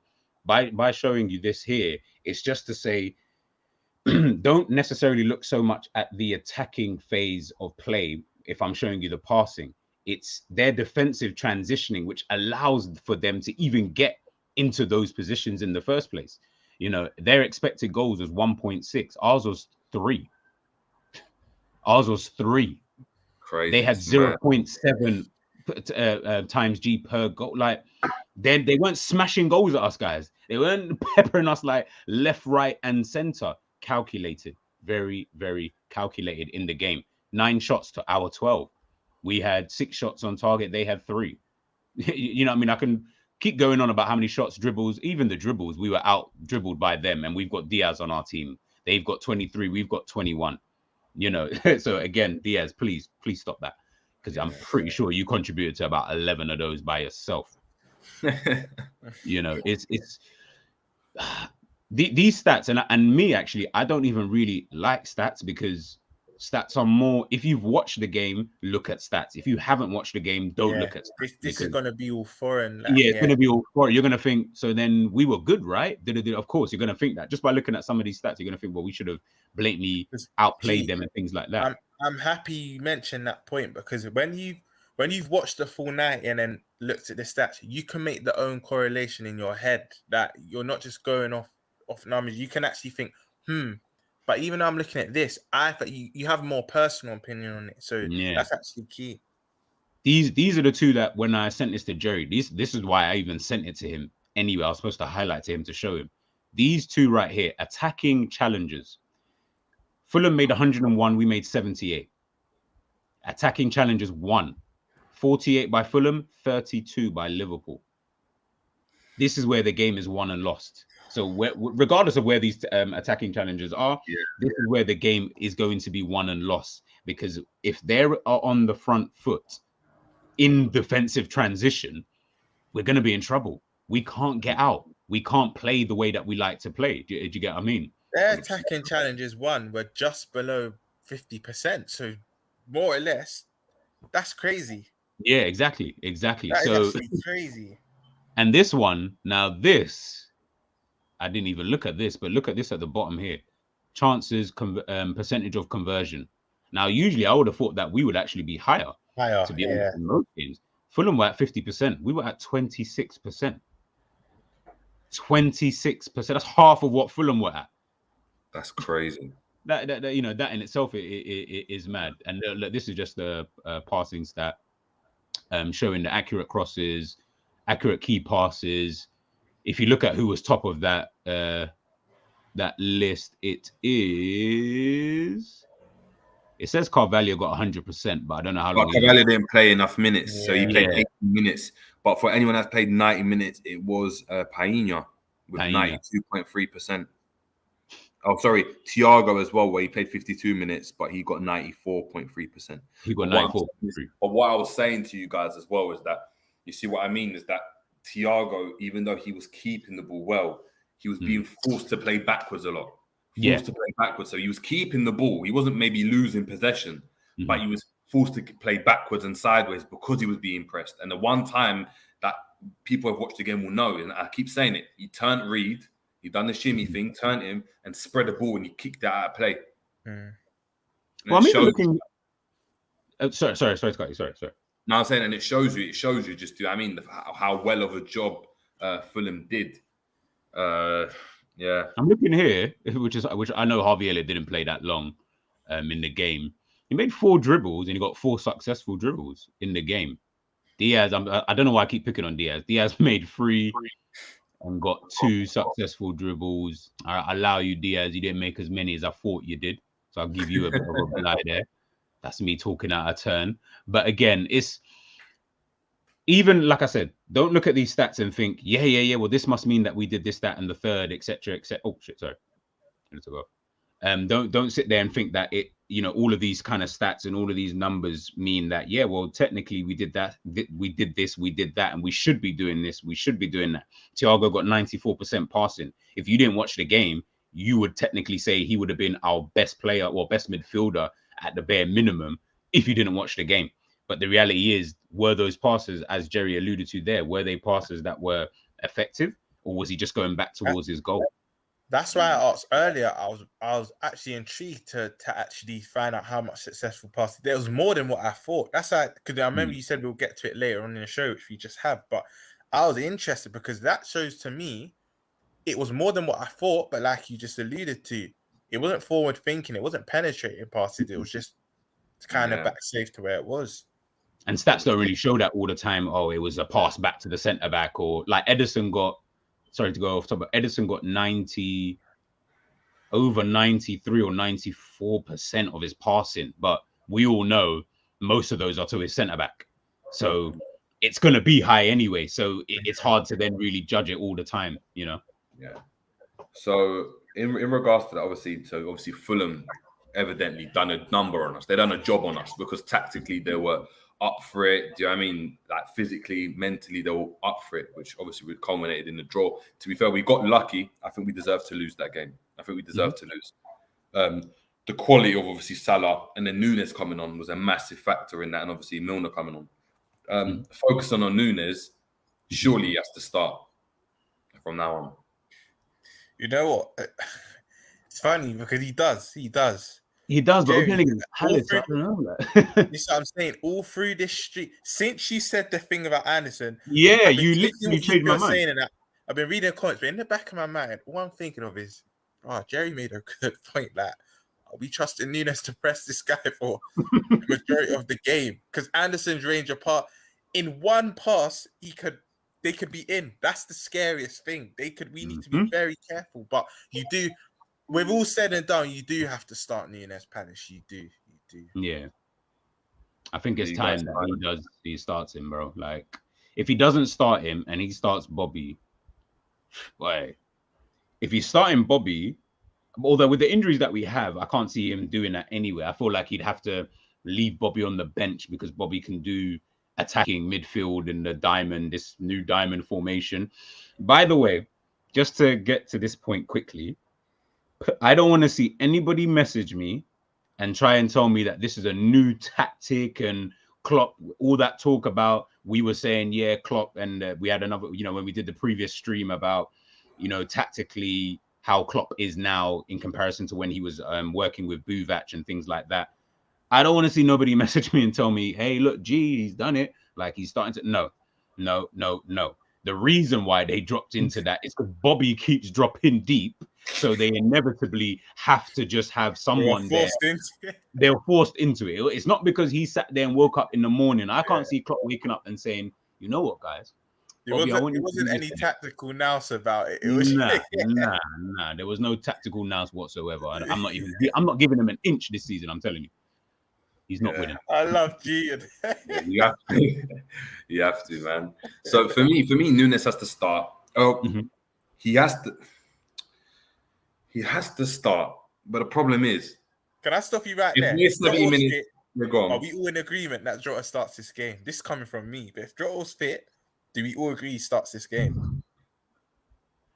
Yeah, I think Jota does. Yeah. I think Jota does start. I think big up Phoenix here. This is what I mean about Bobby, man. We'll run through some of the comments afterwards as well, but before we head out, about Phoenix 93 saying, I've heard a few fans mention Bobby moving into the 10. there's no evidence to suggest he'll be effective there. He drops deep anyway. And he's not doing the bits. It's not like he's playing further forward. It's not like Joe Linton, where like with Joe Linton, he was playing really far up, but he's been forced back, and now he's playing well. He drops deep anyway, but his passing's not on. His touches aren't great. He can't shoot. He can't press.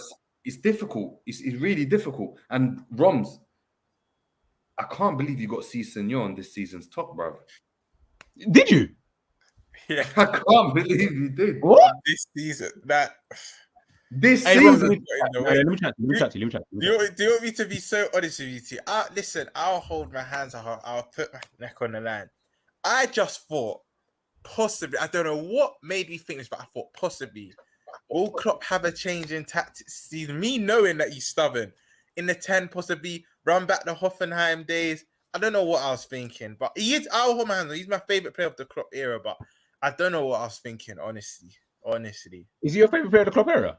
yeah, he is. Quick Still question, Jerry. Who's your favorite player of the Klopp era? Yeah, I want to ask both of you two that as well. It's actually a toss-up for me, you know. Go on. It's a toss-up between Mane, Wijnaldum, and Verge for me. Like, I'm not gonna. I was hurt when Wijnaldum left. You know, I was hurt. Like, I was hurt. Like, people deep what he was doing. Do you get it? Like, it's like with what when we had the whole conversation with like Busquets and what he does in our chat. Obviously, not comparing him to Busquets because they do completely different roles. But you don't see what he does and his availability until he goes. And it's only now that we're talking about our midfield not being this, that. Whereas before, we were never saying that we ain't got no options in midfield. We're saying that our midfield isn't good enough, right? Yeah. Now it's become our midfield's not good enough, but we ain't got no options either. So it's like... You know what to make that, to just to add to your point, Jerry? Janet Jackson's once had a song. It said, you don't know what you got till it's gone, yeah? You see, Genie was never injured. Never. We speak about availability being the best ability. That guy, and if he was, it'll be 1 or 2 games max.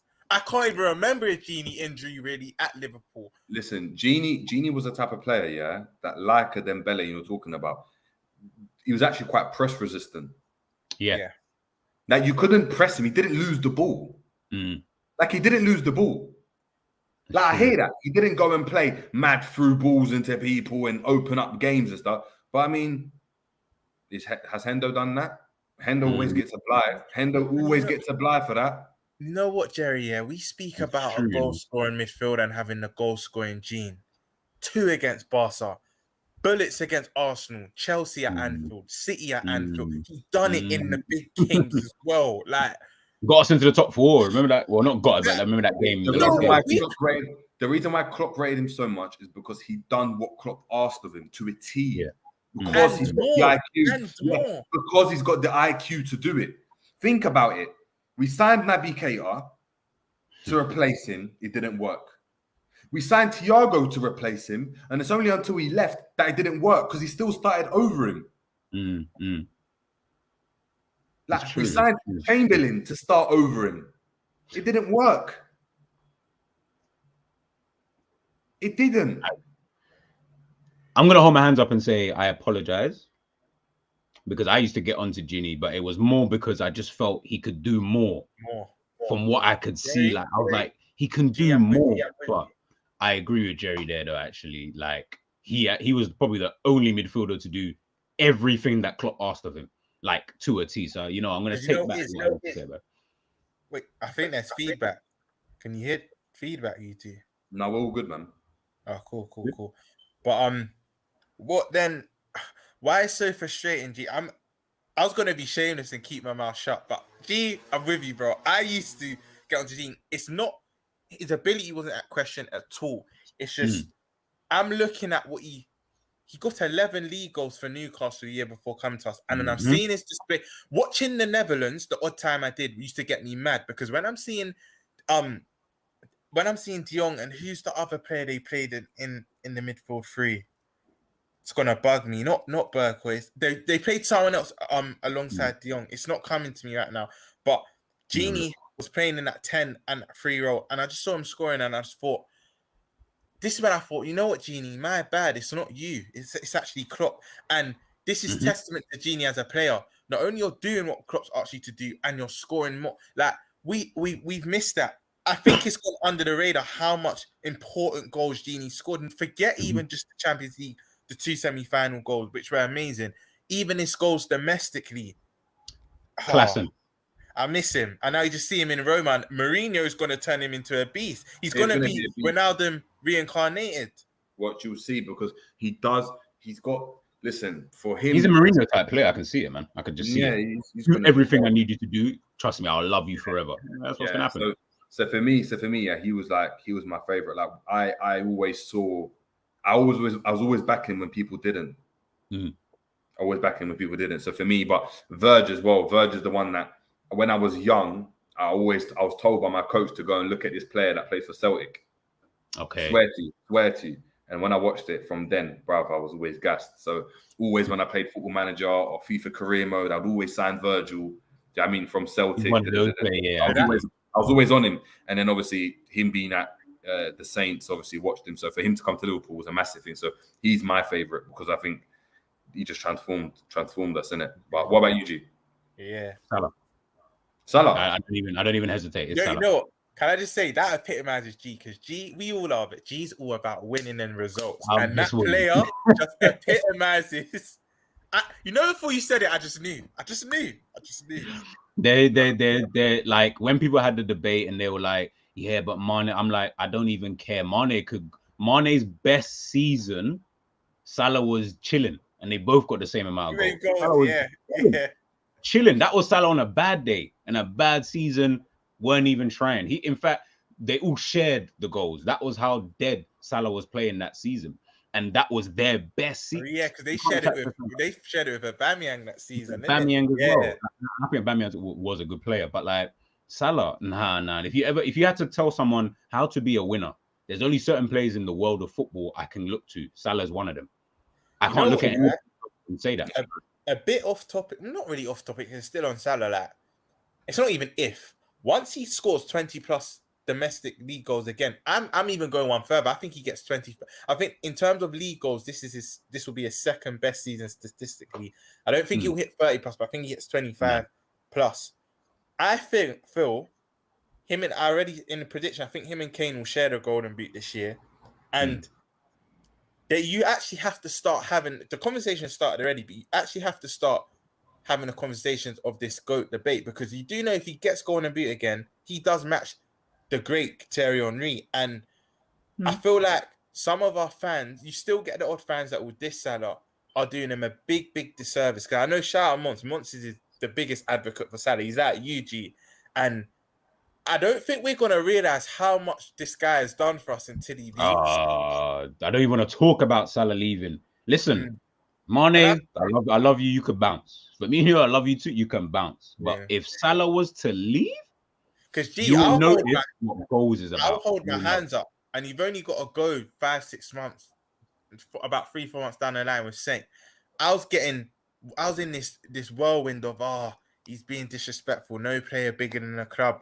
We shouldn't be paying him that money. There'll be a domino effect. All players will start asking for. When I look back at it, I was like, I've actually watched back one of the streams. I was like, looking at myself like, what are you saying? Like, what are you saying? Honestly, he deserves every little penny, and I hope that has another mistake I made. Okay, let's put it like this here. You see, like, the club is here, yeah. No, like, obviously, no player can be bigger than the club. So you've got like Gerrard, your Kenny Dalglish. In our area, and we've got Gerrard. Let's say, yeah, he would be like there. This is the club. He's like right there, or let's say that he's like on par with the club. Salah's here, you know. Like, that's the level of how I look at Salah. He's not bigger than the club. He never will be. And it'll be impossible to do so. But this guy, bro, like, he is Ronaldo, Messi. They're just an inevitability. He's not obviously as technically good as these guys. They're on another level. But if you're talking about, I just want goals, I don't care what you do outside of the goals. That's the best player in the Premier League to do so. Last point on him, deep at you lot. He didn't have the greatest game. But this has been the story of him at Liverpool. When he has a great game, he has a brilliant game. When he has a bad game, he's still scoring or assisting. He still shows you something. It's crazy. It's mad, man. All right, before we head out and go through the comments, quick ones from you. What did Liverpool do well? What are the positives to take out of this game? Obviously, barring it's like a kick up the backside, we can't probably get worse than we were. But what do you think the positives were coming out of that game tactically? First thing I'll start with is, for me, there were no real positives of the first half at all. I'm just going to start by saying that. I think you two will agree. But because I'm happy you said that, because we can't just keep speaking about negatives. For me, the positives were, and you know what you're going to get with Nunez, that Nunez change, just to start making penetrating runs and stretching play and giving us a focal point to work with.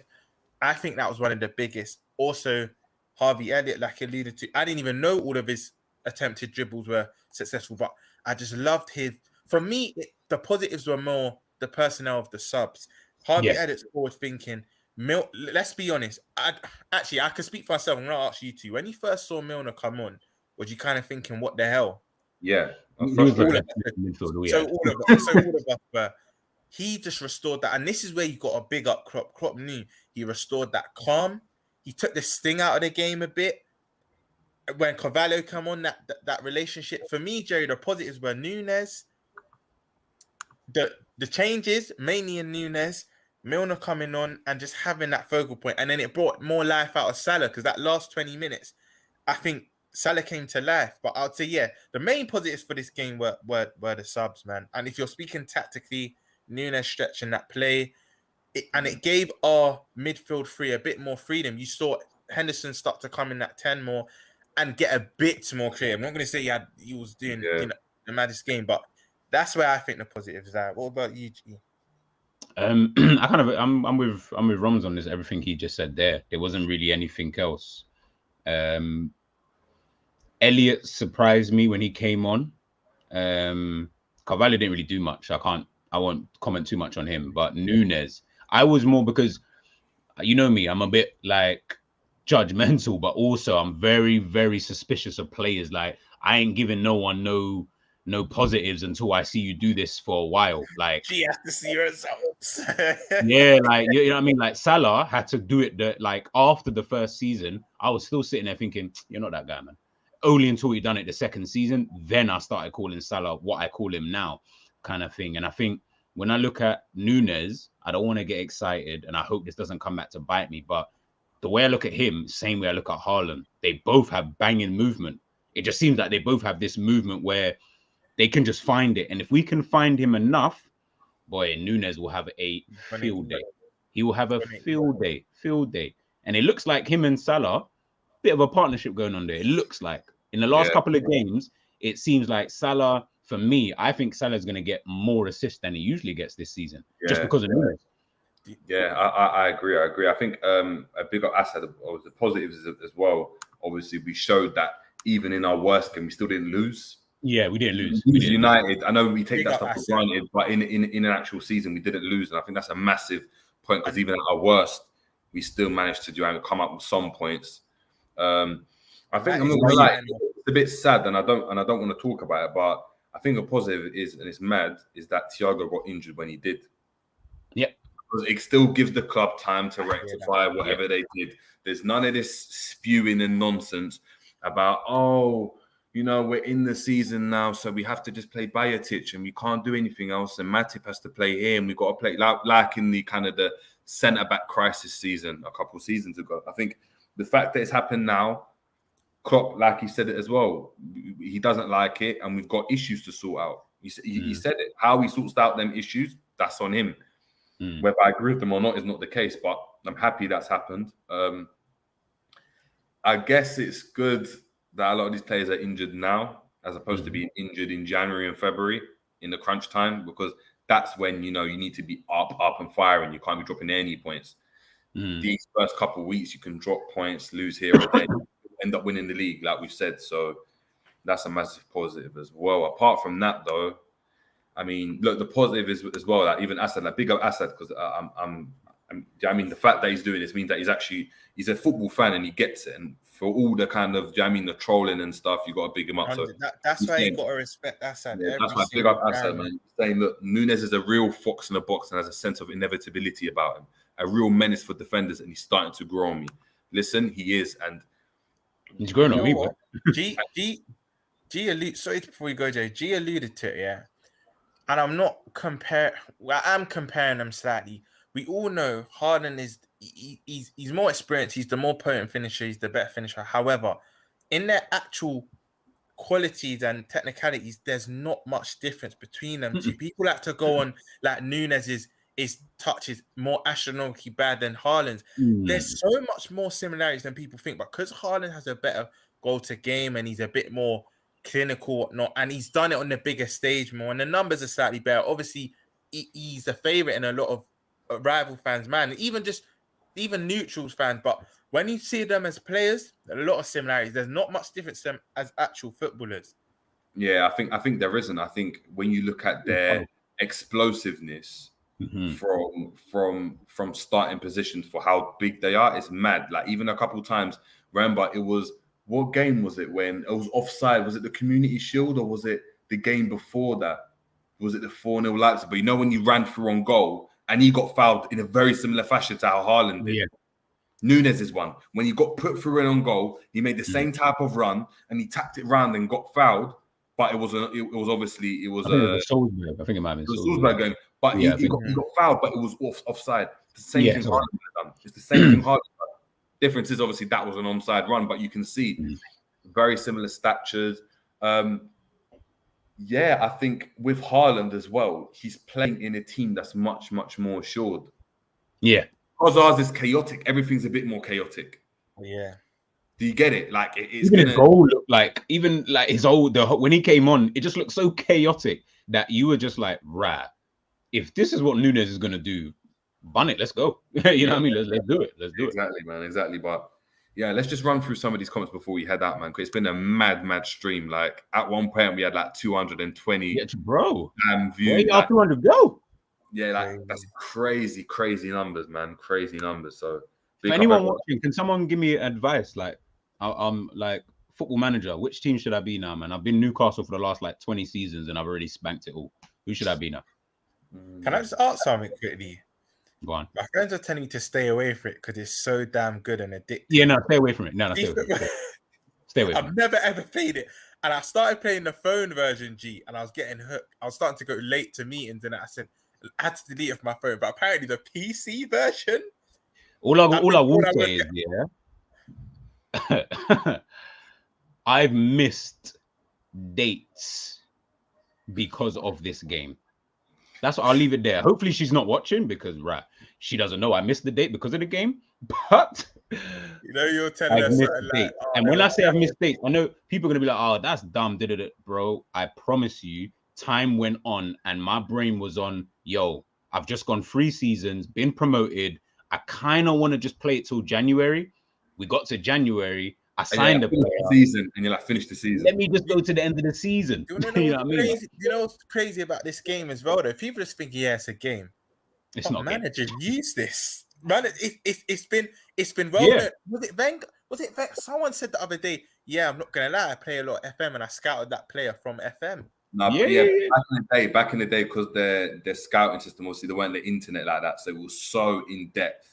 Like there was no YouTube where you could go and check out a player and look at his highlights and stuff. So like it was just one of those ones where if you got on it, like it was just so expansive. Like it had every player from non-league down to, do you know what I mean, academy play, like everyone. When I was actually in Football Manager 16 and 17 when I was playing for Sutton Youth. And that should have encouraged me to play it, but I just didn't really get it all. Do you know what I mean? I'm trying to think of a team, but I don't know. I didn't want to do Liverpool because I was like, are you doing what's it called? Like you trying to do Championship teams or Premier League? Well, I've done obviously Newcastle. I've already done from the bottom league in England to the top. I did that with like Hayes or someone. Is it Hayes?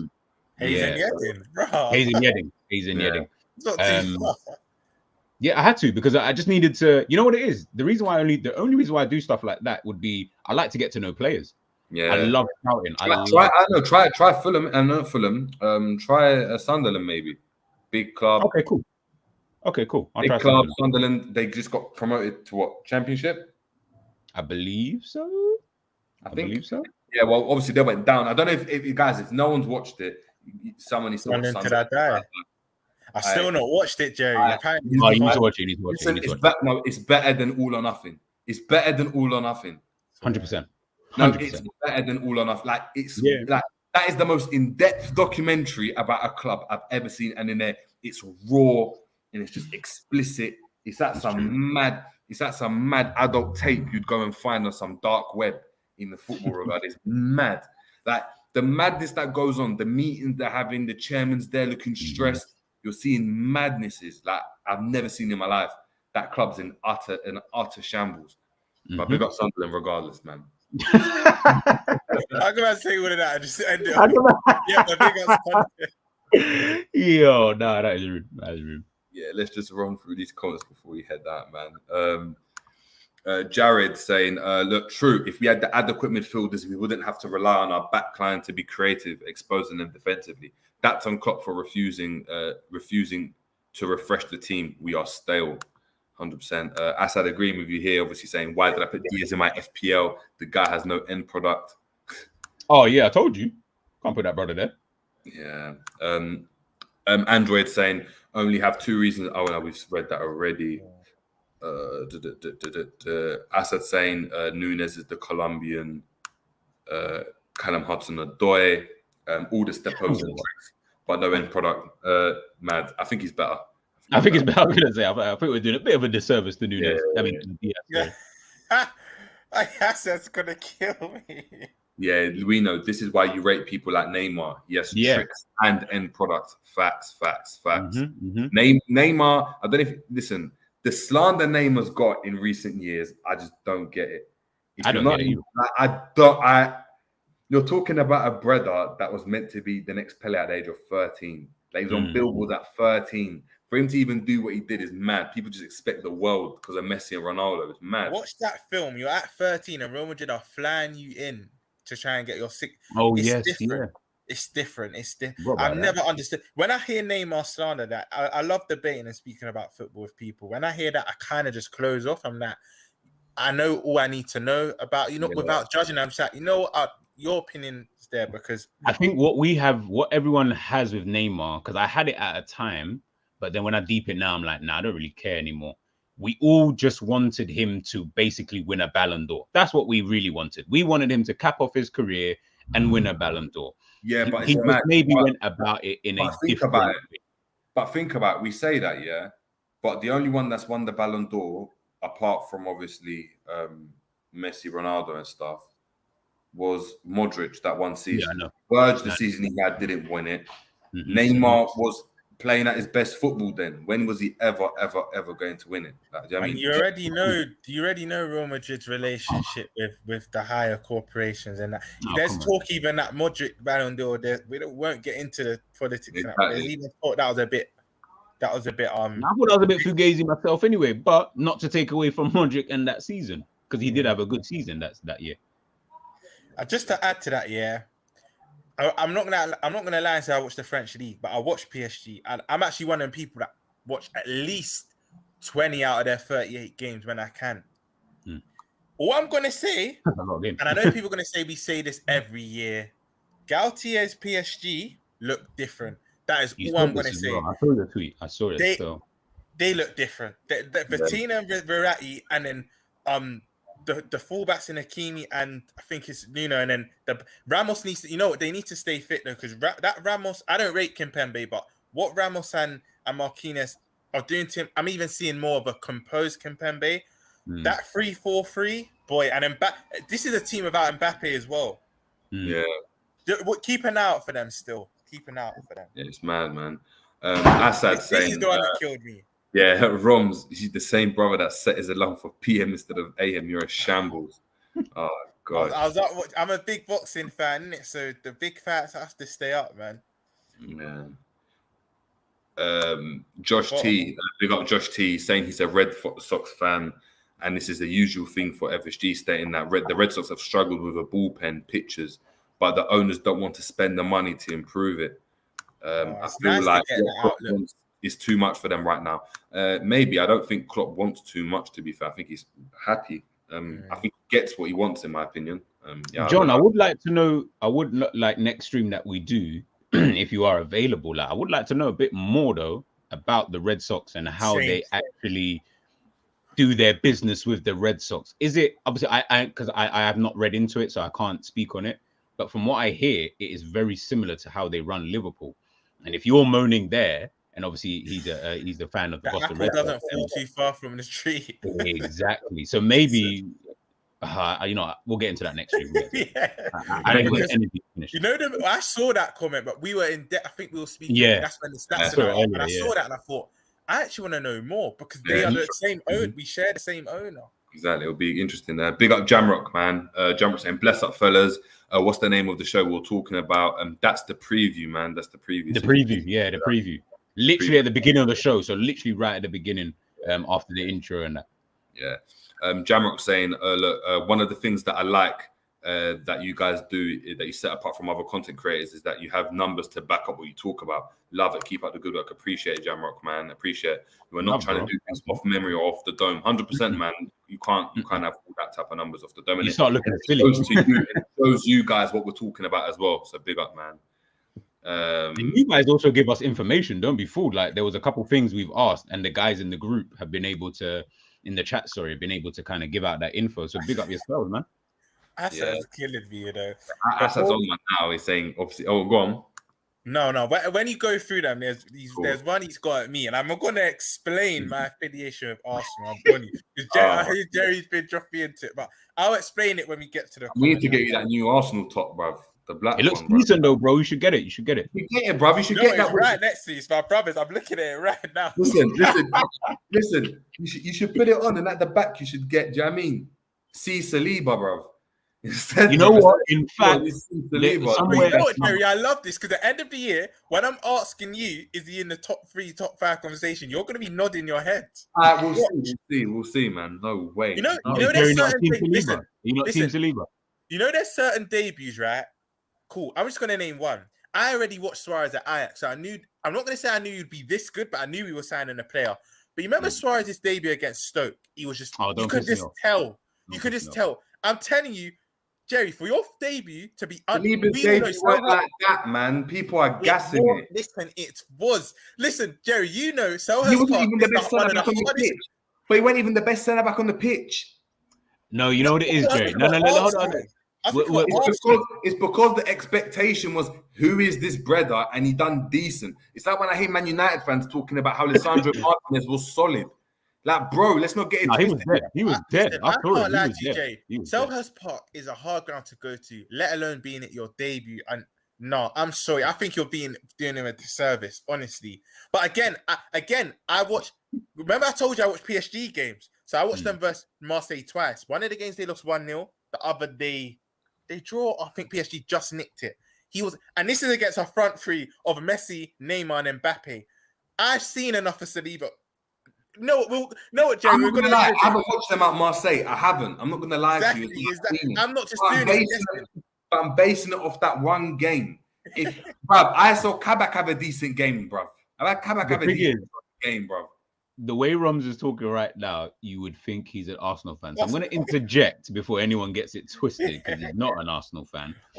The way I look at it, Jerry, is I think it is that he was. I hear what you're saying about not being the best centre back on the pitch. I just think because Arsenal, down the recent years, yes, they've got Ben White and they've got Gabriel. Because of recent years, Arsenal's defence has been crap. That centre back pairing, they've never really, as you said in the All or Nothing. I'm hearing Pablo Mari. Come on, you know what I mean? They've finally been able to upgrade, and I think it was the hype around him starting. He's not been there for God knows how many seasons. He's been on loan. He played decent. He was just their best player. That's the way I looked at it. He wasn't amazing. I got on him as well because everyone in commentary is like, look, Saliba's playing. There was whole talk about Saliba. That's why. That's what I'm trying to say. But cool. Roms, are you saying he's better than Konate? No, I'm not. I'm not going that far just yet. But one thing I will say, for both of them being the same age, from what I've seen of City, cool. This is why I'm saying end of the year. Have you clocked that tweet, Jerry? I didn't say now. It's the end of the year we're gonna have this conversation. But what I will say already, he's definitely more composed than Konate. I'm saying that for a fact. He's more composed. I'm not saying he's better, but at the ages they are and the situations I've seen them in, he's definitely more composed. And you know what? He's not better. You can't say either are better. I think they're actually about. I'm going to sit on the fence with this one. I'm not saying Konate's better because some people are naturally going to say straight away, Konate's proved it in a harder league. That's why I'm saying let's wait until the end of this campaign because it's unfair to say just yet. Yeah. First. Yeah, man. As I said, surely VVD has got to be the best player of Klopp era. Every full season he was fit. You man got 90 plus points, and you got to 3 UCL finals because of him. No, I agree. He's the best, but if you speak out favorite, like I'm not saying Fabinho's the best player. Of course, he's not of the Klopp era, but he's my favorite. Okay, yeah. If we're gonna go best, then it's Van Dijk. But if I'm just saying favorite, is gonna be Salah for me. Yeah. But best is probably Van Dijk. Yeah. Don't sleep on Ali, by the way. We needed a goalkeeper. Exactly. Ali, we can't forget about Ali as well, man. Not at all. Sui Junior saying Fabio Carvalho should have been loaned back to Fulham if he's not going to play as a 10 in a 4-2-3-1. He's definitely not a winger for our system, so to watch him hold bench with DS will be very frustrating. I think it will be as well. I think it will be, man. Let's just see some of these calls. Ilya saying we have to big up Ilya saying we have to win. Whoa, where's that gone? My bad. Laptop acting up. There we go. Yeah. Ilya saying we have to win the Champions League or the Premier League 100%. That's a must. That's a must. As I saying, FIFA career mode is the one. That's what I used to bang a lot. Yeah, because you get to play in it. Because you get to play, man. And then Roms, Jerry was saying yesterday on stage stream they were busting cheeks for Arsenal heavily. Is that true? Listen, let me just say, and I know you two agree. We spoke about getting a reputation around him, my guy. Bro, I've been getting DMs saying you're a closet Arsenal fan, and I have to rebuttal. Cool. You two, I feel like you two agree. When it comes to the top 6, the 2 North London clubs are the ones we least care about. There's never really been a real rivalry. Cool. Unless you were born in '89 when I think was it David Rocastle scored the winner at Anfield. Yeah. And 2001 FA Cup final. And you could argue the season we had Torres, I think, when we got to the quarters, and Walcott ran the length of the pitch now. Other than that, Liverpool and Arsenal, for me, there's not a real rivalry because whenever they've been great, we've been poor. Now, we're great, they're poor. Like, we've never been elite at the same time, in my opinion. And I'm just going to say, because everyone comes for me on Biggs Expanse on Saint. The reason I got affiliation is because, one, I don't really care about them. My whole family, bar me and my dad, support Arsenal. So they're the second team I watch the most in the household. So I'm not going to lie, I've got a soft spot to them. Do I ever want them doing better than Liverpool? Hell no. For me, a perfect season would be Arsenal to finish second and win Europa League, Liverpool to win the league and win Champions League. Then I'll be happy. Do you know what I mean? I'm not an Arsenal fan, man. I get DMs daily. If I could have like a perfect season, it would be like Liverpool win everything that they're in. Arsenal can come second and win everything. Well, it'd only be the Europa League. So yeah, you can win the Europa League if you want to win it. I'm good with that. I wouldn't mind that. You know, I never get on task, but when they come for Liverpool, of course I get this. There's so many things you say about that club. Do you know what I mean? Yeah, I hear you, man. Let's just run for some of this content before we need to bounce. We've been on for 2 hours and a half. So it's been crazy stream today. But big up everyone. Yeah, man, you are elite. You just don't talk for the sake of talking. You man are better than Jamie Carragher, Gary Neville, and them man. What I will say though, out of all of the pundits, them two are probably the best. I can't stand the rest. I'll be real. Exactly, like Michael Richards, I can't stand him, bruv. I can't. Just laughs and giggles. Okay, I thought I was the only one. Yeah, I thought I was being a hater. I didn't really like him. Oh my god, everything is funny. Okay, and bro. So Man City bias. Like Man City could have. They rarely do. They could have the worst game. Oh, but you see, I just think like you just can't take it on the chin. Yeah, because man. he has friends obviously in the game. So when he's talking about Grealish and stuff, he will never criticize Grealish ever. Yeah, that's his boy. Yeah. He ain't criticizing him. Berlin never criticizing him. Never. I've seen him literally. Grealish had a dead game, not recently, but he had a dead game the other day, and he was like, "Yeah, but you know, Grealish, just give him some more time." And I'm like, "What, bro? Like, be honest." Be honest, man. Yeah, he's a waste, man. But real talk, why Liverpool playing on 2 Monday nights in a row? That must be jarring for you, man. Yeah, it is, you know. It is. I didn't even tell you in our chat. I'm actually going to the game, and the way I have to base my which whole one? Monday, Which one? Palace game. But We saying, well, no ticket, no. I had to pay resale, bro. How much? How much? Right cheap, 150 live football ticket still. So I'm saying, because it's the first game, I don't think fans are bothered about going, bro. I'm gonna have a look. You know, I'm gonna have a look. Yeah, slightly. I might have a look. Yeah. Monday night's jarring because I have to base my whole day around it, not getting back till the Tuesday afternoon. It's long, bro. Might have a look. Would be good to do a vlog from there, man. Because I'm going. You guys are gonna have to hold down the fort because I'm going to the Brighton game. When's that? Oh, yeah, you won the October. yeah. Oh, 1st October. Okay, yeah, that's cool. Yeah, so you might have to hold down the fort for that one. But that's about it. The last comment here we'll just read out, man. Liverpool's worth more than the Red Sox, and their fans say that they focus more on Liverpool and their new NBA team in Vegas. Wow. They got an NBA team in Vegas? I didn't even know. Well, I didn't know. I don't. Maybe it's a women's team. Maybe. Yeah, because Vegas even have it. No, I'm gonna do research on FSG today. Yeah, I think we could do an FSG show. Somewhere. Yeah. But before we head out, guys, you guys have anything else to say? We'll check anyone out. If Liverpool don't win the Premier League or Champions League, I will start cutting throats. Go on. Just big up everyone inside, man. Keep smash that like, share. If you've been here from start to end, because this has been a longer than we expected, about 2 hours 35 minutes. But you look like, I mean, everyone's live right now. It's a Monday, Big Six, Coppish, everyone. So you had 200 people at one point just tuning in for like 40 minutes straight. So big up everyone, man, and shout out Big Six Spence as well, because there's a Liverpool show. There's a Liverpool show. It's going to be a late one, but if you're up active at 11 o'clock, so we're just going to be discussing what we need to improve on and that. But yeah, big up. See me in there.